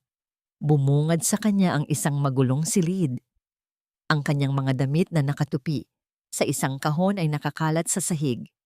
Ang banig ay nakatumba. Ang manipis na unan ay nasa kabilang sulok. May naghalughog sa kanyang mga gamit. Kinabahan si Maris. Mabilis niyang kinapa ang ilalim ng kanyang banig. Ang lugar kung saan niya itinago ang pinakaimportanteng ebidensya na hawak niya, wala na. Nawawala na ang logbook ni Aling Belen, ang kopya ng pahina kung saan nakasulat ang petsa ng anibersaryo nila, ang oras kung kailan naroon si Clary, at ang testimonya ng matanda. Lahat ay ninakaw. Napaupo si Maris sa sahig, napapalibutan ng gulo ng kanyang mga gamit, habang ang isang mas malaking gulo ay nagsisimulang mabuo sa kanyang isipan. Ang pananakot ni Domingo kanina ay hindi lang basta banta. Isa yung aksyon. At ngayon, nawala na ang tanging pisikal na ebidensya na magpapatunay na nagsisinungaling si Domingo at Clary. Ang laban ay tila bumalik sa simula. Mas madilim at mas delikado kaysa sa inaasahan niya. Ang naghalukip-kip na mga damit at ang nakatumbang banig ay salamin ng naghalukip-kip niyang damdamin. Napaupo si Maris sa sahig, yakap-yakap ang kanyang mga tuhod. Nawala na. Ang tanging pisikal na ebidensya na hawak niya ay ninakaw. Para siyang isang sundalong sinugod sa giyera, ngunit inagawa ng armas bago pa man makaputok. Tapos na ang lahat. Bulong niya sa sarili. Ang boses ay halos hangin na lamang. Panalo na sila. Ngunit isang kalmadong boses mula sa nakabukas na pinto ang sumagot sa kanya. "Hindi pa nagsisimula ang laban, Maris. Paano sila mananalo?" Nakatayo si Roderico sa may pintuan. Nakita niya ang gulo sa loob, ngunit ang kanyang mukha ay nanatiling payapa. Dahan-dahan siyang pumasok at umupo sa isang maliit na bangkito sa harap ni Maris, maingat na hindi matapakan ang mga nakakalat na gamit. "Ninanakaw lang nila ang papel, Maris, hindi ang katotohanan," sabi ni Roderico. Dumukot siya sa kanyang bulsa at inilabas ang kanyang telepono. Ipinakita niya kay Maris ang isang litrato, isang malinaw na digital copy ng pahina ng logbook ni Aling Belen. Sa panahon na ngayon, hindi na ang papel ang pinakamahalagang ebidensya.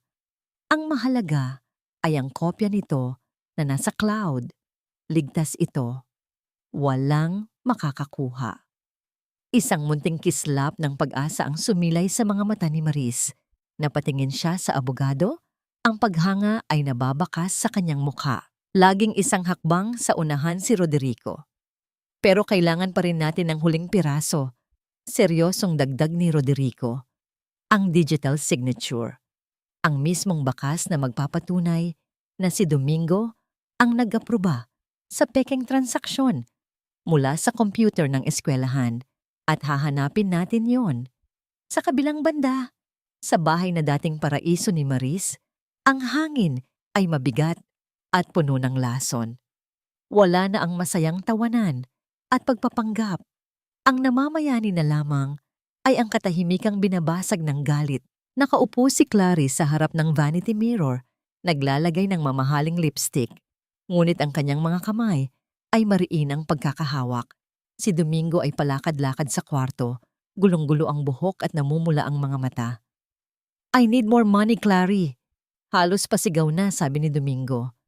"Tinatawagan na ako ng mga pinagkakautangan ko. They're threatening me." "Sabi mo marami kang naipon? Nasaan na?" Tumigil si Clary sa paglalagay ng lipstick at humarap kay Domingo. Ang kanyang mukha ay walang bakas ng pagmamahal. Tanging purong pagkainis. "My money is my money, Domingo. Akala ko ba matalino ka? Akala ko ba mayaman ka? Kaya nga ako sumama sa'yo, di ba? Kasi sawa na akong maging anino lang ni Maris. Pero anong nangyari? Yung perang ninakaw natin wala na. Ipinangsugal mo lang pala lahat. Investment yon. Pabawi rin ako."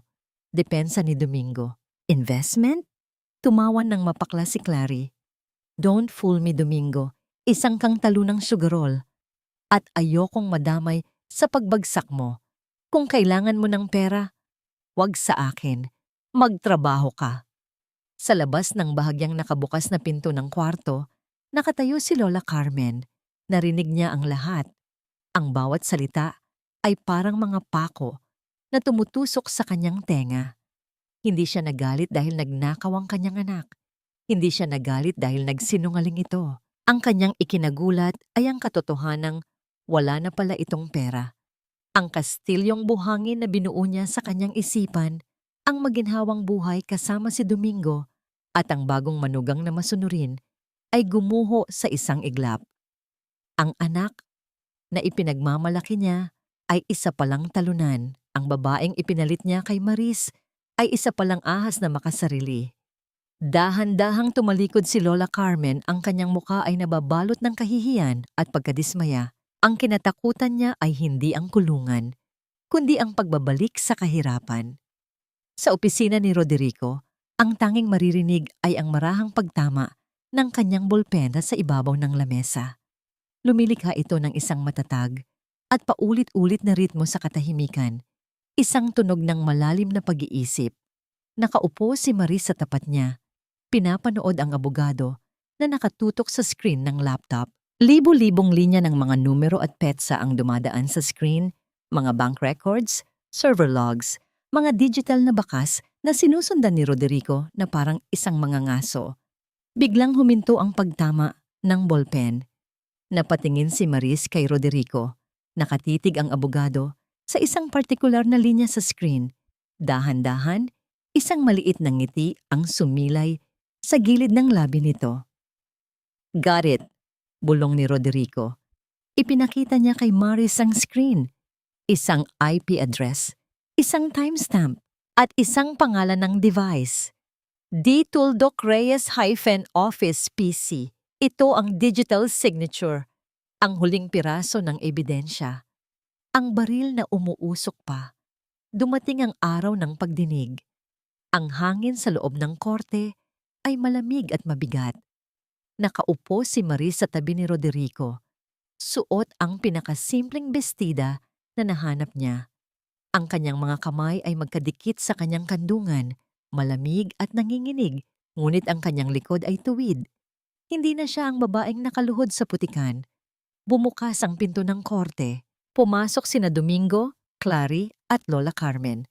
Ang kanilang mga mukha ay puno ng kumpiyansa na para bang sila ang bida sa isang pelikula. Sila ang naapi. Sila ang biktima. Ngunit ang pinakamasakit na tanawin para kay Maris ay ang maliit na batang hawak-hawak ni Domingo sa kamay na parang isang tropeo. Si Tobias, ginagamit ni Domingo ang sariling anak bilang panangga, isang props, para makuha ang simpatsya ng hukom. Nagtagpo ang mga mata ni Maris at Domingo mula sa magkabilang panig ng silid. Ngumiti si Domingo sa kanya. Isang nangiting mapanghamak, puno ng kayabangan, na tila nagsasabing, "Tapos ka na, akin na ang lahat." Ang nangiting iyon ang hudyat ng pagsisimula ng pinakamalaking laban sa buhay ni Maris. Ang hangin sa loob ng korte ay malamig, humihiwa sa balat na parang yelo, dala ng aircon na tila gustong palamigin ang nag-aalab na tensyon sa paligid. Ang mabibigat na kasangkapang yari sa Darkwood at ang matataas na kisame ay nagbibigay ng pakiramdam na ang bawat salita ay may bigat at ang bawat desisyon ay pinal.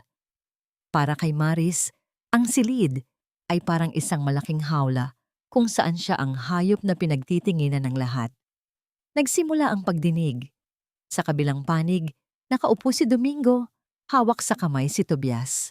Ang bawat pagtibok ng puso ni Maris ay tila isang malakas na paghampas sa loob ng kanyang dibdib. Isang hindi mapigilang pagnanais na tumawid sa silid at yakapin ng mahigpit ang kanyang anak.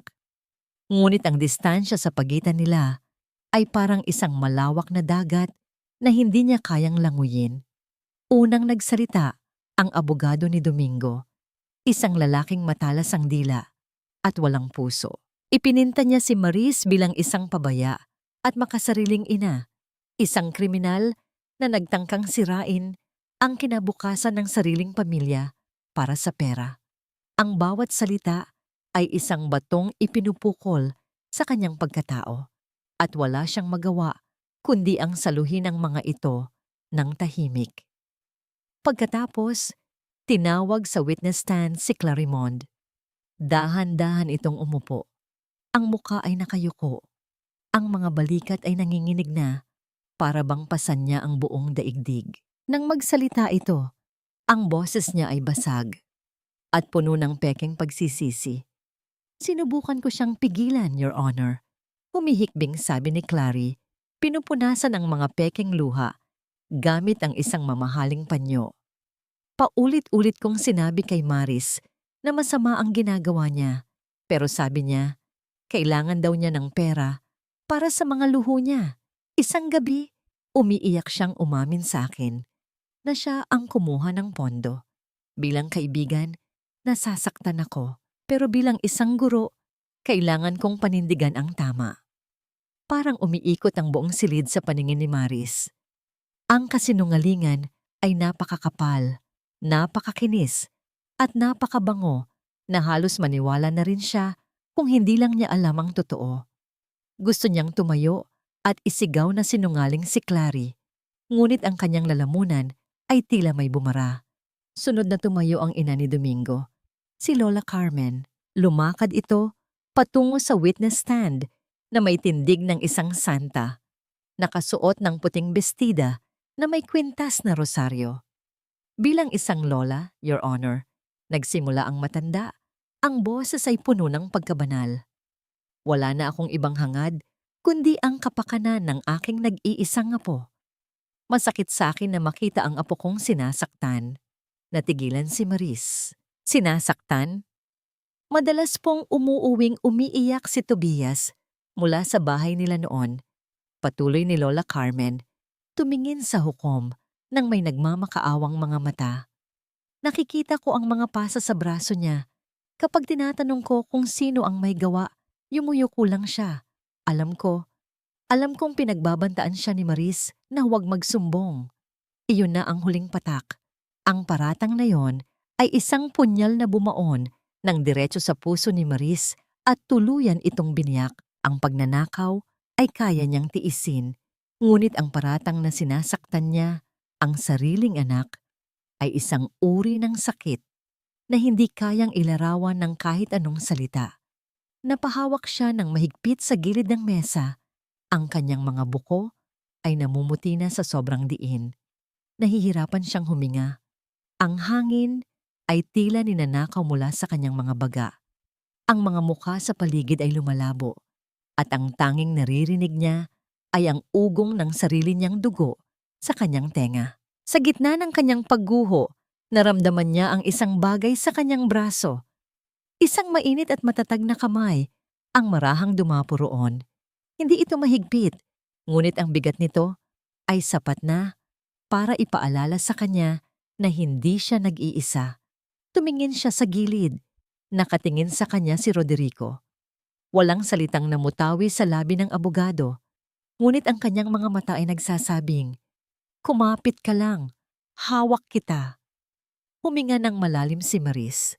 Pinilit niyang ituon ang kanyang tingin sa iisang bagay na magbibigay sa kanya ng lakas. Tumingin siya kay Tobias. Nakayuko ang bata. Nilalaro ang kanyang mga daliri. Tila ayaw tingnan ang nangyayari. Ngunit sa isang saglit, nang walang nakatingin sa kanya, mabilis na tumingin si Tobias sa kanyang ina. Palihim nitong itinaas ang kanyang hinliliit na daliri at mabilis na ibinaba.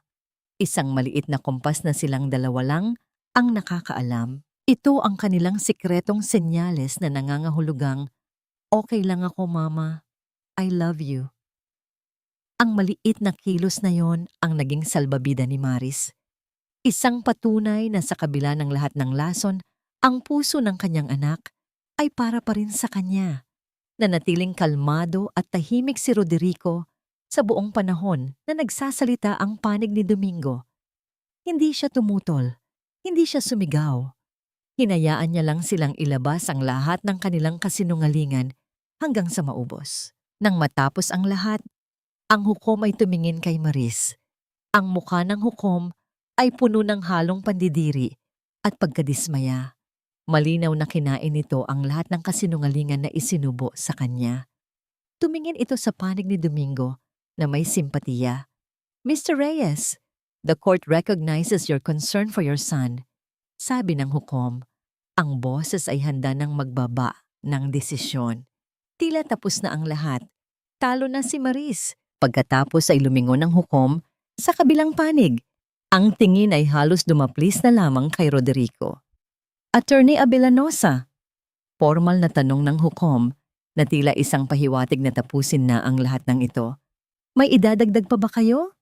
Ang tanong ay binitin sa hangin, isang hamon sa isang laban na tila mayroon ng malinaw na panalo. Tumingin ang lahat kay Roderico, nag-aabang sa kanyang pagsuko. Sa tanong ng hukom, ang buong silid ay napuno ng isang mabigat na katahimikan. Lahat ng mata ay napako kay Attorney Roderico, na tila isang David na haharap sa isang Goliath na armado ng mga kasinungalingan. Ang mapanghamak ng ngiti ni Domingo ay lalong lumawak. Hinihintay niyang sumuko ang abogado. Ngunit si Roderico ay hindi sumuko. Dahan-dahan siyang tumayo. Inaayos ang kanyang coat. Hindi siya nakipagsigawan o nagpakita ng emosyon. Sa halip, ang kanyang boses ay kalmado at matatag, parang isang surgeon na handa ng mag-opera. "Yes, Your Honor," magalang na sagot ni Roderico. "Marami pa po kaming idadagdag." Lumakad siya patungo sa gitna ng silid. Dala ang isang manipis na folder. Hindi siya tumingin kay Maris. Ang kanyang mga mata ay nakatuon lamang sa hukom. "Your Honor, nais ko pong ipresenta ang mga dokumentong magpapatunay na ang pondong nawawala sa eskwelahan ay hindi napunta sa personal na bank account ng aking mga kliyente, si Mrs. Reyes." Inilatag niya ang mga malamig na dokumento. Isa-isa. Ang bank statements ni Maris na nagpapakitang walang malaking perang pumasok. Ang server logs mula sa eskwelahan. At ang pinakamahalaga, ang mga papeles mula sa Securities and Exchange Commission tungkol sa dummy company na pinangalan ng Velez Enterprises. Ang dating maskara ng pagiging kagalang-galang sa mukha ni Domingo ay unti-unting nabibitak. Nawala ang kanyang ngiti. Napalitan ito ng pagkalito. At para patunayan kung sino ang totoong nasa likod ng transaksyon, patuloy ni Roderico, nais ko pong tawagin ang aming surprise witness. Bumukas ang pinto ng korte. Pumasok ang isang babaeng nakasuot ng corporate attire. I call on Miss Elena Cruz, ang bank manager ng BDO Laguna Branch. Namutla si Domingo. Ang kanyang mga mata ay nanlaki. Si Clary ay napahawak sa braso ng kanyang upuan. Ang kanyang mga kuko ay bumaon sa kahoy. Sumumpa ang bank manager at umupo sa witness stand. Sa pamamagitan ng professional at malinaw na boses, kinumpirma niya ang lahat na ang perang nawala ay pumasok sa account ng Velez Enterprises at mula doon, inilipat ang buong halaga sa isang offshore online gambling account. Maari niyo po bang sabihin sa korte, tanong ni Roderico, kung sino ang nag-authorize ng mga transaksyon na yon mula sa computer ng eskwelahan base sa IP address at digital signature na aming nakuha? Tumingin ang bank manager sa kanyang mga papeles. Pagkatapos ay tumingin ng diretso sa direksyon ni Domingo. Ang digital signature na nag-aproba sa lahat ng transaksyon ay nakapangalan kay Mr. Domingo Reyes. Isang kolektibong paghinga ng pagkagulat ang gumapang sa buong korte. Ang mga bulungan ay nagsimulang umugong na parang mga bubuyog. Objection, Your Honor. Hearsay! Sigaw ng abogado ni Domingo. Ngunit huli na ang lahat. Ngunit hindi pa tapos si Roderico. Your Honor, mayroon pa po akong isang huling ebidensya. Sabi ni Roderico, dinudukot ang isang maliit na voice recorder. Isang legal na nakuha na pag-uusap. Pinahihintulutan po ba ng korte na iparinig ito? Tumango ang hukom, ang mukha ay seryoso, at puno na ng pagdududa. Ang tunog ng pagpindot ni Roderico sa recorder ay halos hindi narinig. Ngunit ang sumunod na boses na lumabas mula sa maliliit na speaker nito ay dumagundong sa buong silid na parang isang kulog. Boses ni Clary. Dom, sigurado ka bang hindi tayo mahuhuli dito? Baka bumaliktad si Maris. Boses ni Domingo. Relax ka lang. Ako ang bahala. Kapag nalaman ng lahat na siya ang nagnakaw, lahat ng simpatya mapupunta sa akin. Madali kong makukuha si Tobias at kapag nakuha ko na ang mana niya mula sa mga magulang niya, pwede na nating iwan ang bata at magsimula sa ibang bansa. Ang recording ay huminto. Ang katahimikan na sumunod ay nakakabingi. Para itong isang bombang, sumabog na walang tunog, ngunit ang pinsala ay ganap at hindi na maibabalik. Wasak. Iyon ang tanging salita na maaaring ilarawan kay Domingo. Ang kanyang mukha ay nawalan ng kulay. Tila sinipsip ng isang multo ang lahat ng dugo sa kanyang katawan. Nanginginig ang kanyang mga labi. Ang imahe ng isang mabuting ama at kagalang-galang na accountant ay gumuho sa isang iglap. Inilalantad ang halimaw sa ilalim nito. Sa sobrang takot, si Clary ang unang sumabog. Tumayo siya, nanginginig, at itinuro si Domingo. Hindi ako kasali dyan. Pinilit niya lang ako. Hysterical na sigaw ni Clary. Ang kanyang pekeng luha kanina ay napalitan na ng totoong luha ng takot. Sinabi niya, papatayin niya ako kapag hindi ako sumunod. Siya ang may plano ng lahat. Siya! Ang pagtataksil ay mabilis at walang awa. Ang dalawang kontrabida ay sinisiraan na ngayon ang isa't isa sa harap ng lahat. Sa likuran, hindi na kinaya ni Lola Carmen ang kahihiyan. Ang kanyang mundo na binuo sa pundasyon ng pagpapanggap at pagtingin ng ibang tao ay gumuho. Ang kanyang mga mata ay pumuti at ang kanyang katawan ay marahang bumagsak mula sa upuan na walan ng malay sa sahig. Isang matinis na hiyawan ang umalingaw-ngaw sa korte. Nagkagulo ang lahat. Ngunit sa gitna ng kaguluhan, isang bagay ang nanatiling malinaw para kay Maris. Huminga siya ng malalim, pinakawala ng isang nanginginig na buntong hininga na tila matagal na niyang kinikimkim. Ang bigat sa kanyang dibdib ay biglang nawala. Ang mga kadena ng kasinungalingan ay naputol. Hindi na siya isang biktima. Sa gitna ng sigawan, pag-aaway, At pagtawag ng mga gwardiya, may isang maliit na boses ang narinig. Mama. Nakawal si Tobias mula sa pagkakahawak ng kanyang tulirong ama. Ang bata ay hindi nag-atubili. Tumakbo ito patawid sa korte, nilampasan ang mga upuan, ang mga naguguluhang tao, ang linya na naghihiwalay sa kanila. Tumakbo ito ng diretso sa mga bisig na matagal na niyang hinahanap. Sinalubong siya ni Maris ng isang mahigpit na yakap. Napaluhod siya sa sahig habang kinukulong sa kanyang mga braso ang anak. Naramdaman niya ang maliliit na kamay ni Tobias na kumapit ng mahigpit sa kanyang leeg. Ang mainit na luha ng bata na bumabasa sa kanyang balikat. Mama, I'm sorry. I miss you. Humahagulgol na, sabi ni Tobias. Niyakap ni Maris lumipas ang ilang linggo.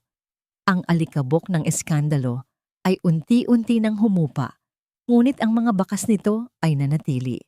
Sina Domingo at Clary ay nahaharap sa mga kasong kriminal na estafa at falsification of public documents. Ang kanilang mga pangalan na dating kinaiinggitan sa maliit na bayan ay naging simbolo ng kahihiyan. Ang lahat ng kanilang yaman at ari-arian ay kinumpiska upang ibayad sa pinsalang idinulot nila. Nawala sa kanila ang lahat, higit sa lahat, ang respeto ng komunidad. Si Maris, sa kabilang banda, ay unti-unti nang bumabangon. Ang pagbabalik niya sa eskwelahan ay hindi naging madali. Sa mga unang araw, ramdam niya ang mga matang nakatingin, ang mga bulungang humihina kapag siya'y dumaraan. Ngunit ang katotohanan ay may sariling kapangyarihan. Ang mga ngiting dati ay pilit ay naging totoo. Ang mga pagbating dati ay alanganin ay naging puno ng paggalang. Muling narinig sa hallway ang boses ng gurong minahal ng mga estudyante. Dahil sa kanyang katatagan at sa paglabas ng katotohanan, hindi lang siya ibinalik sa kanyang posisyon. Siya ay itinalaga bilang bagong vice principal, isang promosyong matagal nang nararapat para sa kanya. Ang kanyang bagong opisina, na mas malaki at mas maliwanag, ay simbolo ng kanyang bagong simula. Ngunit ang tunay na tagumpay para kay Maris ay hindi ang posisyon o ang pagbabalik ng kanyang pangalan. Ang tunay niyang tagumpay ay ang muling pagbuo ng kanyang tahanan, kahit na silang dalawa na lang ni Tobias ang laman nito. Isang hapon, habang naghahanda ng hapunan, ang bango ng adobo ay muling pumuno sa kanilang maliit na kusina. Ito ang parehong ulam na minsay itinapon at niyurakan sa semento. Ngunit ngayon ay niluluto ng may pagmamahal at kapayapaan. Nakaupo si Tobias sa mesa, ginagawa ang kanyang assignment. Tahimik lang itong nanonood sa ina. Ang mga mata ay puno ng pag-iisip na hindi karaniwan para sa isang bata. Biglang tumigil ang bata sa pagsusulat. Ma? Mahinang tanong ni Tobias, hindi tumitingin kay Maris. Sagot ni Maris habang hinahalo ang ulam. Galit ka ba kay Papa? Ang tanong ay simple. Ngunit ang bigat nito ay parang isang malaking bato na bumagsak sa gitna ng kanilang katahimikan. Napahinto si Maris sa paghahalo. Ang tunog ng sandok na tumatama sa kawali ay nawala. Tumingin siya sa likod ng kanyang anak, sa maliit nitong balikat na tila pasan ang isang problemang hindi dapat para sa kanya. Kailangan ko rin ba siyang kaimbiernahin, Mama? Sa tanong na yon, naramdaman ni Maris ang habdi. Ang sugat na iniwan ni Domingo ay hindi lamang sa kanya, kundi pati na rin sa puso ng kanilang anak. Ang lason na itinanim ng ama sa isipan ng bata ay nag-iwan ng peklat. Pinatay ni Maris ang apoy sa kalan. Dahan-dahan siyang lumapit sa kanyang anak. Lumuhod siya sa tabi ng upuan ni Tobias para maging magkapantay ang kanilang mga mukha. Hinawakan niya ang kamay ng bata na nakapatong sa libro. Tumingin siya nang diretso sa mga mata ni Tobias, mga matang minana nito mula sa ama, ngunit puno ng inosenteng kaluluwa na hindi pa nababahiran ng mundo. Anak, malumanay na simula ni Maris, ang kanyang boses ay mahinahon at puno ng pag-unawa. Oo, nasaktan ako ni Papa. Sobra. At mahirap hindi magalit. Nakita niya ang pag-aalala sa mukha ng bata. Pero alam mo ba kung ano ang galit, Tobias?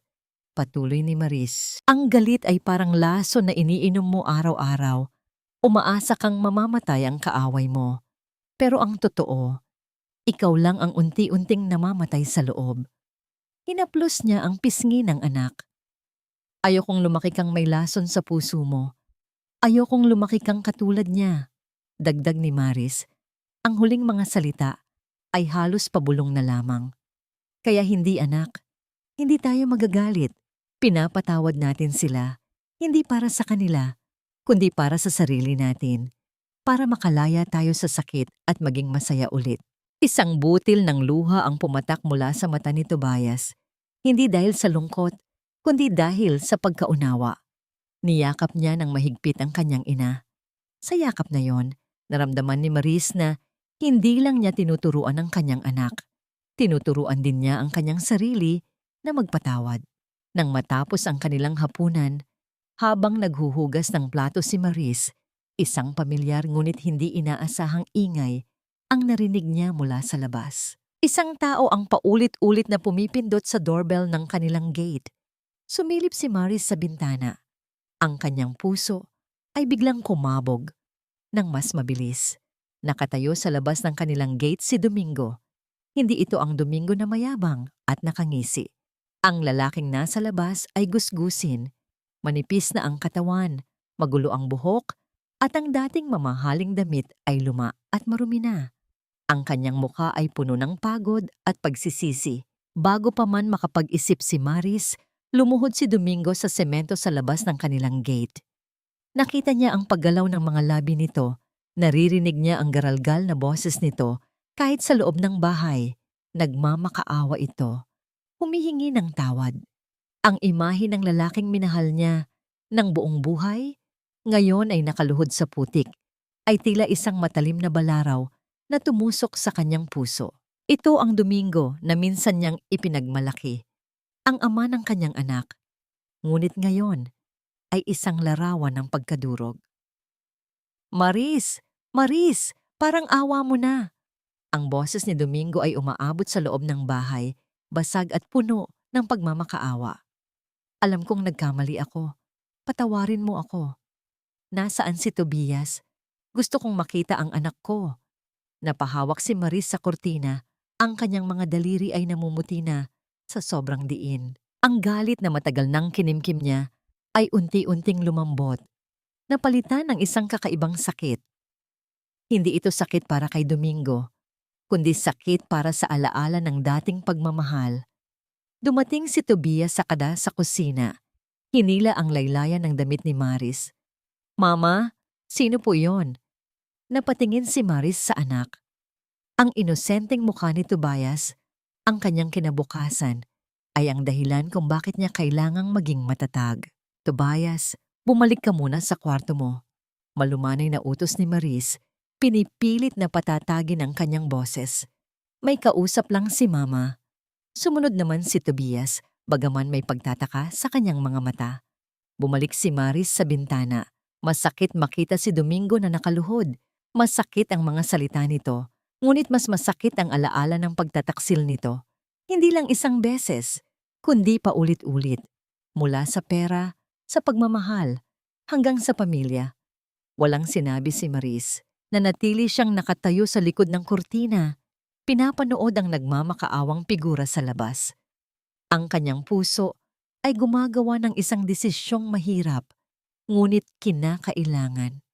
Ang pagpapatawad ay hindi nangangahulugang pagbabalik. Maris, alam kong nagkamali ako. Patuloy ni Domingo. Huwag mong hayaang makulong ako. Sayang ang utang na loob ko sa mga magulang mo. Sayang ang lahat ng pinagsamahan natin. Mahal pa rin kita, Maris, at kailangan ako ni Tobias. Kailangan niya ng ama. Ang pagbanggit sa utang na loob ay nagbalik ng matinding sakit kay Maris. Ang mga salitang yon ay ginamit din noon ng biyenan niya para gapusin siya. Ngayon, ginagamit naman ito ni Domingo. Lumabas si Maris ng bahay. Dahan-dahan niyang nilapitan ang gate. Nakita ni Domingo ang paglabas niya at agad itong tumayo. Maris, thank God! Patawarin mo ako please. Gagawin ko ang lahat para bumalik ka lang. Para sa anak natin. Tiningnan ni Maris ang lalaki sa kanyang harapan. Nakita niya ang bawat bakas ng kanyang nakaraan sa mukha nito. Ang Domingo na minahal niya. Ang Domingo na nanakit sa kanya. Domingo. Ang boses ni Maris ay kalmado. Ngunit may isang matalim na gilid na ngayon lamang nito narinig mula sa kanya. Ang bawat kasalanan ay may kabayaran. Hindi ko trabaho ang iligtas ka sa sarili mong pinili. Napahawak si Domingo sa mga rehas ng gate. Maris, please, isipin mo si Tobias. Kailangan niya ng buong pamilya. Si Tobias, sabi ni Maris, kailangan niya ng ina na matapang at ama na tapat. Hindi ng isang ama na ipagpapalit siya sa sugal. Hindi yan totoo. Depensa ni Domingo. Sobra na ang panloloko mo, Domingo. Mariing wika ni Maris. Ang pagpapatawad ay para sa sarili ko. Para makalaya ako sa galit at makapagpatuloy. Pero hindi ibig sabihin yon, babalik ako sa'yo. Lumakad si Maris palapit sa gate. Dinukot niya ang kanyang susi at ipinasok sa seradura. Maris, huwag! Sigaw ni Domingo. Pilit na inabot ang kanyang kamay upang pigilan ang ginagawa niya. Hindi mo to gagawin. Ngunit huli na ang lahat. Sa isang matatag na galaw ng kanyang pulso, pinihit ni Maris ang susi. Ang tunog ng pagpihit ng seradura ay malinaw, tiyak, at hindi na mababago. Ito ang tunog ng isang kabanatang isinara, ang tunog ng isang bagong simula. Bumalik si Maris sa loob, ngunit hindi niya kinandado ang gate. Hinayaan lang niya itong nakasara. Hindi niya kailangang ikandado ang pinto para tuluyan ng isara ang puso niya sa nakaraang minsan niyang pinaniwalaan. Ang kapayapaan ay nagsimula ng dahan-dahan, ngunit matatag, na manahan sa loob niya. Ang umaga ay maliwanag at may dala ng bagong pag-asa, ngunit ang hangin ay may dala pa ring lamig mula sa nakaraang gabi. Sa labas ng gate ng bahay ni Maris, nakaluhod pa rin si Domingo. Ang kanyang mga balikat ay nakayuko, ang kanyang muka ay puno ng pagod at kawalan ng pag-asa. Walang galit sa mga mata ni Maris nang silipin niya ito mula sa bintana. Tanging isang malalim na lungkot lamang. Ang lalaking minahal niya ay nawala na, napalitan ng isang anino ng kanyang dating sarili. Maris, parang awa mo na. Ang boses ni Domingo ay garalgal na umabot sa kanya. Huwag mo akong hayaang makulong. Hindi ko kakayanin. Sayang ang utang na loob ko sa mga magulang mo. Hindi mo ba naaalala ang lahat ng pinagsamahan natin? Ang mga salitang utang na loob ay tila mga kadenang bakal na pilit na ginagapos si Maris sa nakaraan. Ilang beses na niyang narinig ang mga salitang yon mula kay Lola Carmen at ngayon naman ay mula kay Domingo. Ang mga alaala ng pagsasakripisyo, ng pagod, ng mga pangarap na binuo nila noon ay bumalik sa kanyang isipan. Ang Domingo na kanyang minahal ay ang Domingo na sumira sa kanyang mundo. Lumabas si Maris ng bahay. Dahan-dahan siyang lumapit sa gate. Ang bawat hakbang ay may bigat ng kanyang desisyon. Tumingin siya kay Domingo. Ang kanyang mga mata ay walang halong puot o pagmamahal. Tanging isang malalim at mapayapang kawalan ng pakialam. Domingo, ang kanyang boses ay kalmado, matatag, at puno ng awtoridad na hindi niya kailanman naisip na magkakaroon siya.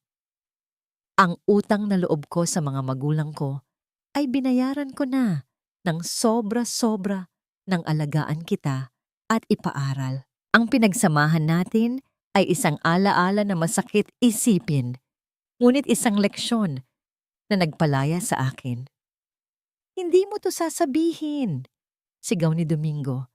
Pilit na inabot ang kanyang kamay upang hawakan si Maris sa mga rehas. Kailangan ako ni Tobias. Kailangan niya ng ama. Si Tobias, sagot ni Maris. Kailangan niya ng ama na totoo, Hindi ng isang ama na ipagpapalit siya sa sugal at sa isang buhay ng kasinungalingan. Bumalik ang galit sa mukha ni Domingo. Hindi yan totoo. Ako ang nagpalaki sa kanya. Ako ang kanyang ama. Sobra na ang panloloko mo, Domingo. Mariing wika ni Maris. Ang pagpapatawad ay hindi nangangahulugang paglimot at lalong hindi ito nangangahulugang pagbabalik sa'yo. Pinapatawad kita, hindi para sa'yo, kundi para sa sarili ko. Para makalaya ako sa galit at makapagpatuloy ng buhay kasama ang anak ko. Lumakad si Maris palapit sa gate. Dinukot niya ang kanyang susi. Ang pilak na susi ay kumintab sa sikat ng araw. Ipinasok niya ito sa seradura. Maris, huwag! Sigaw ni Domingo. Ang kanyang boses ay puno ng desperasyon. Hindi mo to gagawin. Hindi mo ako iiwan. Ngunit huli na ang lahat. Sa isang matatag na galaw ng kanyang pulso, pinihit ni Maris ang susi. Ang tunog ng pagpihit ng seradura ay malinaw, tiyak, at hindi na mababago. Ito ang tunog ng isang kabanatang isinara. Ang tunog ng isang matibay na pagpapalaya. Tinalikuran ni Maris si Domingo. Hindi niya kinandado ang gate. Hinayaan lang niya itong nakasara. Hindi niya kailangang ikandado ang pinto para tuluyan ng isara ang puso niya sa nakaraang minsan niyang pinaniwalaan. Ang kanyang desisyon ay pinal. Ang kanyang kalayaan ay natamo na. Lumipas ang mga araw. Si Domingo ay tuluyan ng humarap sa kanyang parusa. Si Clary, na nawalan ng lahat, ay nagtago. Si Lola Carmen ay namumuhay mag-isa sa kahihiyan. Ang kanyang dating karangalan ay nagkalat sa lupa. Ngunit para kay Maris, ang araw ay sumikat ng mas maliwanag. Dumating ang araw ng recognition day ni Tobias sa eskwelahan. Nakaupo si Maris sa isang upuan sa harapan. Suot ang isang simpleng bestida na kulay cream.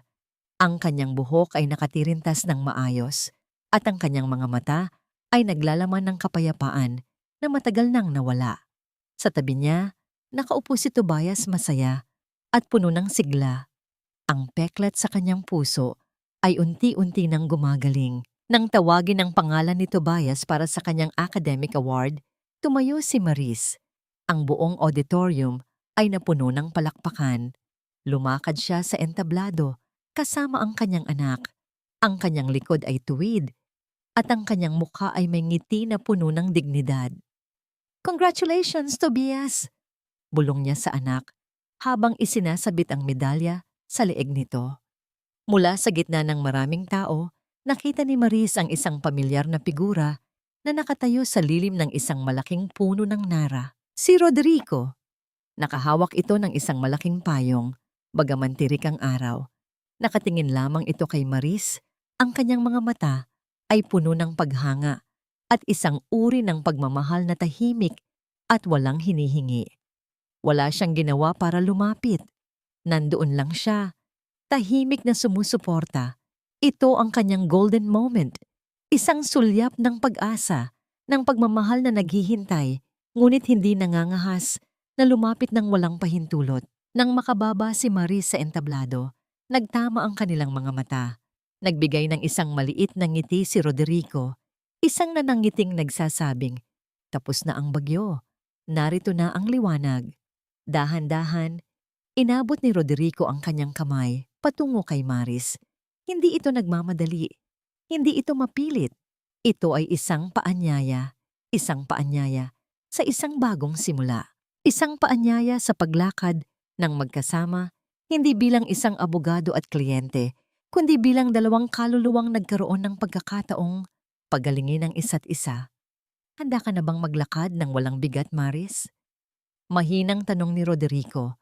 Ang kanyang boses ay puno ng pangako ng isang kinabukasang malaya mula sa nakaraan. 1 taon ang lumipas. Ang sariwang hangin mula sa dagat ay humahalo sa amoy ng kape sa paboritong cafe ni Maris. Malayo na ito sa amoy ng alikabok at tuyong isda sa dating niyang boarding house. Ang kanyang buhay, na minsay gumuho, ay muling itinayo, hindi bilang replika ng nakaraan, kundi bilang isang mas matatag at mas magandang istruktura. Si Domingo, pagkatapos ng matagal na paglilitis, ay natagpuan na nagkasala sa mga kasong estafa at falsification of public documents.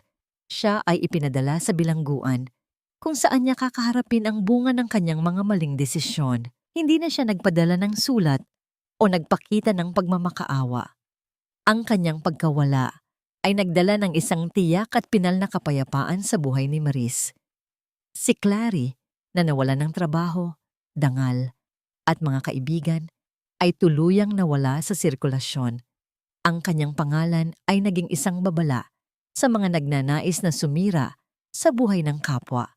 Si Lola Carmen ay namumuhay mag-isa sa kanilang lumang bahay.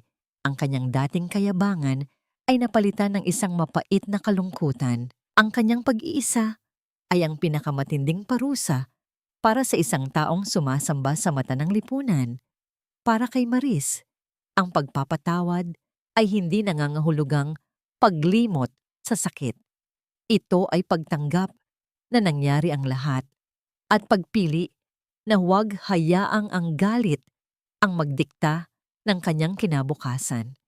Napaalis niya ang lason sa kanyang puso, hindi para sa kanila, kundi para sa sarili niya at para kay Tobias. Ang pagpapatawad ay isang mahabang proseso ng pagpapakawala. At ngayon, malaya na ang kanyang kaluluwa. Tahimik siyang nakaupo sa beranda ng kanyang bagong bahay, pinapanood si Tobias na naglalaro sa bakuran. Ang bata ay masaya, malusog, at puno ng sigla. Ang mga bakas ng sakit sa puso nito ay dahan-dahang nawawala. Napalitan ng kaligayahan na dala ng isang buo at mapagmahal na ina. Naramdaman ni Maris ang isang presensya sa likuran niya. Ganda ng tanawin sabi ni Roderico. Ang kanyang boses ay malumanay at may dala ng init ng araw.